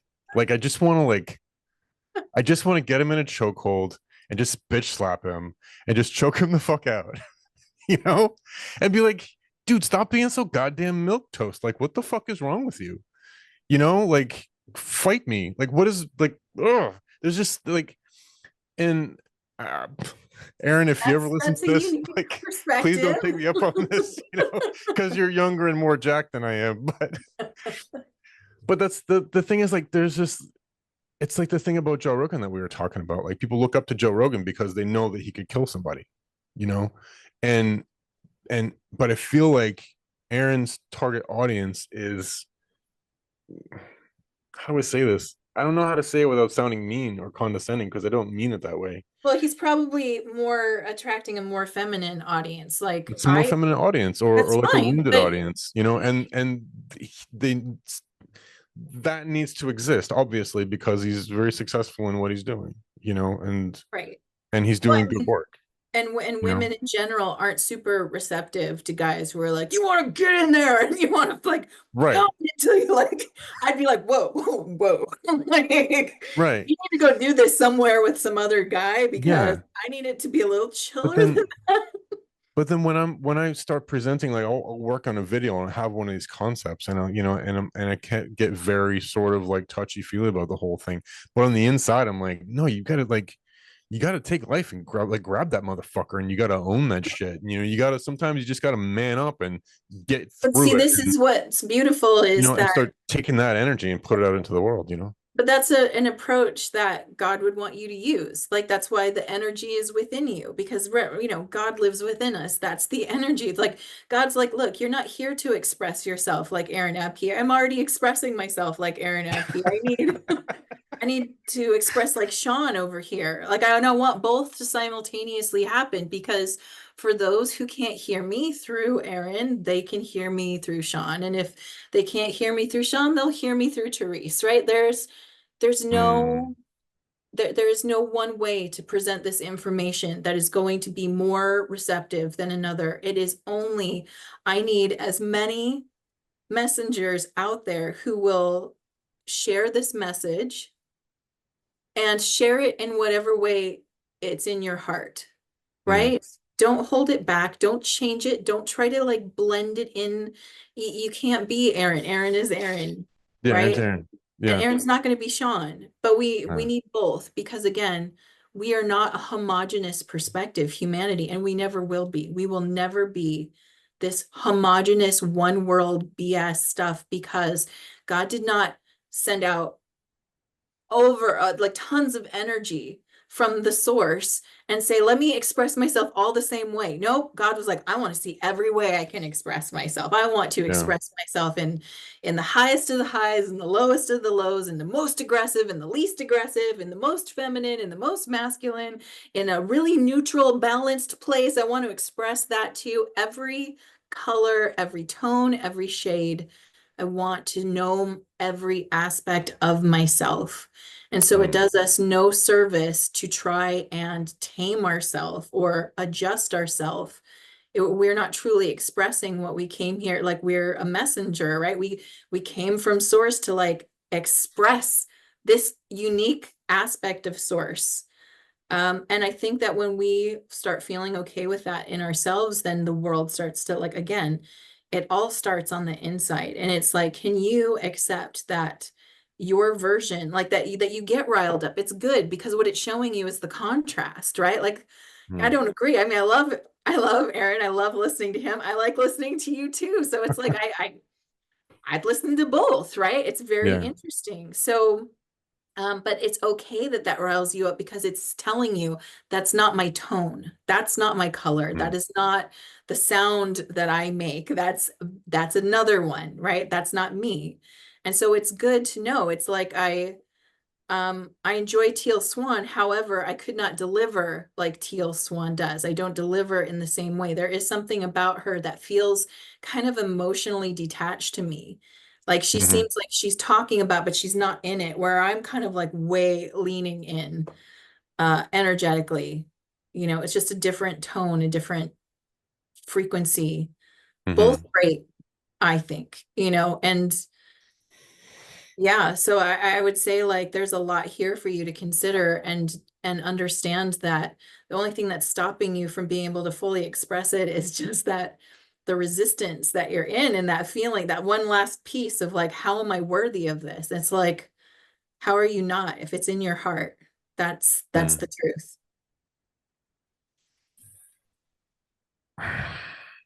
We still never talked about your team. What sprinkled them in here and there? They've made an appearance. They're there. Dude, But this is a it's been good conversation. almost 3.5 hours. Yeah, I've got to go to the bathroom, but The but whole it's time I'm good. like, It's all right, good. it's gonna be an hour. We're just gonna do like an hour and we're gonna like talk about the team and that's gonna be it, you know. And then I came on and you were like, so politically, and I'm like, Like, wow, oh just out the shit. gate, he's like right there. I'm like, whoa, this is Here we fun. go. Actually, I have a lot of fun talking with you about this. It's fun. I'm Oh, trying no, to figure it was really out. good. Yeah. I keep trying to suss you out and be like, okay, where does he stand? And I haven't quite. Every time I think I'm like, oh, this is where he's standing. You're like, and also this thing, and I'm like, wait, Yeah. what?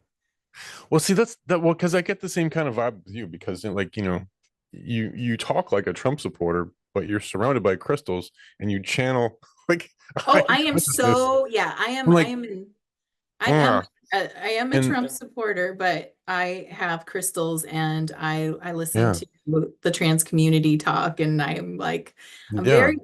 I also listen to Matt Walsh and have to turn him off. The one that really actually irks me the most, he seems so nice though, is yeah, Michael Knowles. I yeah, just his everything is like, so here's this former psychic who was possessed by demons. I'm like, I'm not possessed by demons. Just yeah. because I don't go to church doesn't mean I think doesn't the way that I describe myself is that like I'm like aggressively moderate. mean. So how do you feel about JF or RFK Jr. joining forces with Trump? Um, Did you see it coming? I saw he it coming. didn't he didn't have a choice. He didn't have the choice. The Democrats were brutal to him. They Oh were yeah, no, just they were absolutely cruel to him. disgusting. Yeah, Disgusting. and because they had already decided, what they wanted to do, but he knows how dangerous the Democrats can be and how dangerous it'll be if Kamala gets in office. So I think it was the smart move for him to go and endorse Trump. Well, Um, he's most likely going to be on Trump's in his cabinet. I've heard that considering like possibly as health secretary, which would be really interesting, really interesting, because uh, he's gone after big pharma big time. yeah, yeah. And I like Uh, that. I want someone to be holding them aggressively accountable. well, and plus he's jacked. Like he's like 70 years old. Have you seen this? Have you seen him working Yeah. out? Yeah. And My you know God. what I like about it though is he's not someone who, again, I don't have full agreement for him. Like I don't hold the same stance on environmental policies as he does, but he's like gung ho about it. And one of the things I like about Trump, yeah, his personality is his personality. But what I like about him is that he does surround himself with people who aren't yes men. They're like, he puts a lot of people who have opposing points of view. We have we have a different memory of his administration. But okay. But I mean, he does. He does do that. I think And he's better now. I think he learned a lot. I think he's toned it down. I think if he did win re-election, I mean, the Nancy Pelosi's of the world would still completely lose their minds. oh, she's But the triggery person for me. yeah, she's a nightmare of a human She's being. I the just nightmare. don't. But Wow. yeah, I mean, so I definitely I would not call myself a Republican. I'd call myself more of an independent, I guess. I don't feel really affiliated to a party. I just see that this side is in it to protect like what we have and hopefully to fix Mm. and eliminate. And it really, I was not a Trump. I didn't vote for him in 2016. I'm glad that my vote didn't go through because it would not have been good. But when I started reading his like policies, like his executive orders, and seeing that what they were saying about him wasn't true. Like one of them that really got to me was he was providing indigenous communities with more police support, not like police presence, but they have a lot of cold cases that have like of missing children and people Mm. getting abducted, and all the cases like pretty much go cold because they don't get the support they need from their local police departments. And he created Mm. an executive order that would give them those resources. And I'm like, why would Yeah. someone who is so hateful and so racist be so willing to support communities that they say he hates? And that was one of those things where I went, huh? Yeah. That's because And he's then totally not hateful and racist. no, he's not. No, he's not. But he is. He's regular, like, baby boomer, He's harmless got. racist. Here's the thing. But People he want. says insensitive things, Oh, but I think yeah, it's he's his heart is good, I think. what I realize what we need is what we want is we want the more put together. We want the Barack Obamas, which was a good. He was, like I hate to give it because what he did, his policies and what he did was terrible, but he was he had the charisma, he had the look, he was a great orator. Like you really felt like, oh my gosh, this Mhm. is such a great representation for our Yeah. country. And meanwhile, And he was his husband is smoking hot too. yeah. I wish I had arms like him. No, I'm just kidding. But Sorry, Michelle. That was mean. Please forgive me. no, it's okay. Mike's okay with that. Um, but we got this great facade and a really bad interior. And I realize we're fighting a force that's very entrenched inside our government. It's already we've been infiltrated from within. I know we've heard that and it's like, but we have. Mm, Been infiltrated from within, and we don't need a nice person to get us away from psychopaths.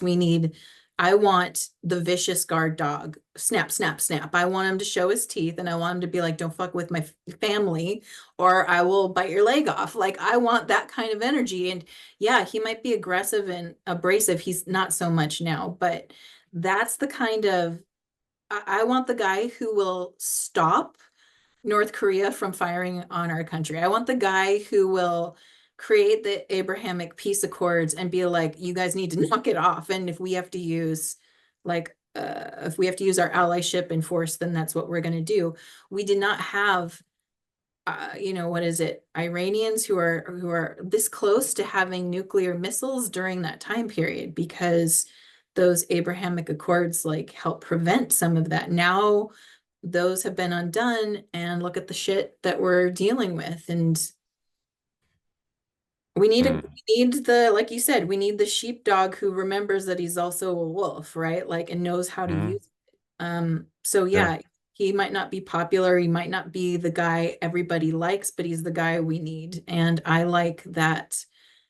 I like the fact that you've got other people. I think you're going to see Rogan flip to Trump too. Like, I think that's coming, but um, I think so.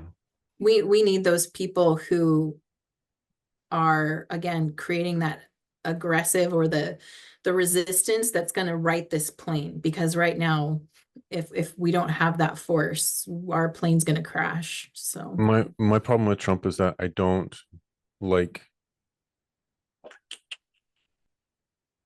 it becomes too cultish for me. oh, And when I there's the see fanaticism, sure. yeah, when I see cults forming around anything, I just steer clear. I don't want anything to do with it. Yeah, And that's one of the reasons why I have a problem with Christianity. I have a problem with a lot of organized religions because people, myself included, stop thinking and you just kind of like you get into lockstep, and that's so dangerous. It's so yeah, dangerous, you know. Like that's what happened in Soviet Russia. That's what happened in Nazi Germany. That's what happened in Maoist China. Is people, they joined this cult of personality and they just followed it wherever it went. And I'm not one of these ones that's, I don't think Trump's going to be like the next Hitler or anything like that. He was president for 4 years and none of that stuff happened. Like, I think we'll right. be okay. But it's still, to my mind, it's a very dangerous thing to join any kind of cult of personality. I agree. You need to maintain critical thinking, and Mhm. it would be foolish to think that he isn't flawed and he doesn't have his own mistakes that he's done. I think we've seen Yeah. some of those. I still look at the actions more than the personality. And again, you're Mhm. right. The problem with the cult thing is, okay, you use the term sheep, and I do not mean any disrespect to someone who's sort of like hanging out and just wants to live an average life, but that there is a herd mentality in that kind of person who doesn't want to be on the like on who doesn't want to be a sheepdog or Hmm. doesn't want to like activate that aggressiveness. There's herd mentality that happens. It's like I I don't know how if that's just part of this, like it's just part of this Hmm. experience where it's like you gotta like decide whether or not you are part of the herd or outside the herd. I've always been like, I'm not a sheep. I guess I'm a black sheep. I don't even know if I'm a sheep at all, but I've always been like, I don't, it's more like Big Bird and a bunch of sheep. Like that's how I feel. Like I'm like, I don't know if I belong here, but you guys are cool. Yeah, it's fun. Yeah, I Yeah. kind of I feel the same way. I've always had that kind of outsider vibe. Like Yeah. like I see what other people are doing, but I'm like, don't. That's not the right thing for me to do. Like, I mean, have fun, boys and girls, but that's not my thing. Yeah. I, Um, I don't know. I but mean, so for me though, I'm gonna do this year in November. I'm gonna do the same thing that I did in 2020 and in the primaries, and I'm gonna write in Tulsi Gabbard and Andrew Yang. That's okay. I like Tulsi Gabbard. I do like Yeah, her. I'm just gonna keep doing that because I think that, well, she got a raw deal, but then also I just have like immense respect for her, and she's fantastically intelligent, and she's an excellent leader, and she understands like if we're gonna have a female president, Is she like still like claiming Tulsi's to my be girl. Democrat? Because she just doesn't feel like that at all to me. No, Like she totally, yeah, she stepped down from the Democratic Party. okay, yeah, because Yeah. I was asked by somebody recently, like, because I was saying that there's a lot of women in politics who kind of disgust me. And so this person who's very feminist is like, do you not think any women should be in politics? I'm like, no, I'm like, but the ones who've been in there are not representing us well and making us look bad. And I was No. like, the only one Yeah. that I really feel like I could respect and who's doing a great job is Tulsi Gabbard. And Hmm. then that person was like, oh, okay. And like Yeah. calm down, but But the thing is, like, I think Tulsi's curse is that she's hot.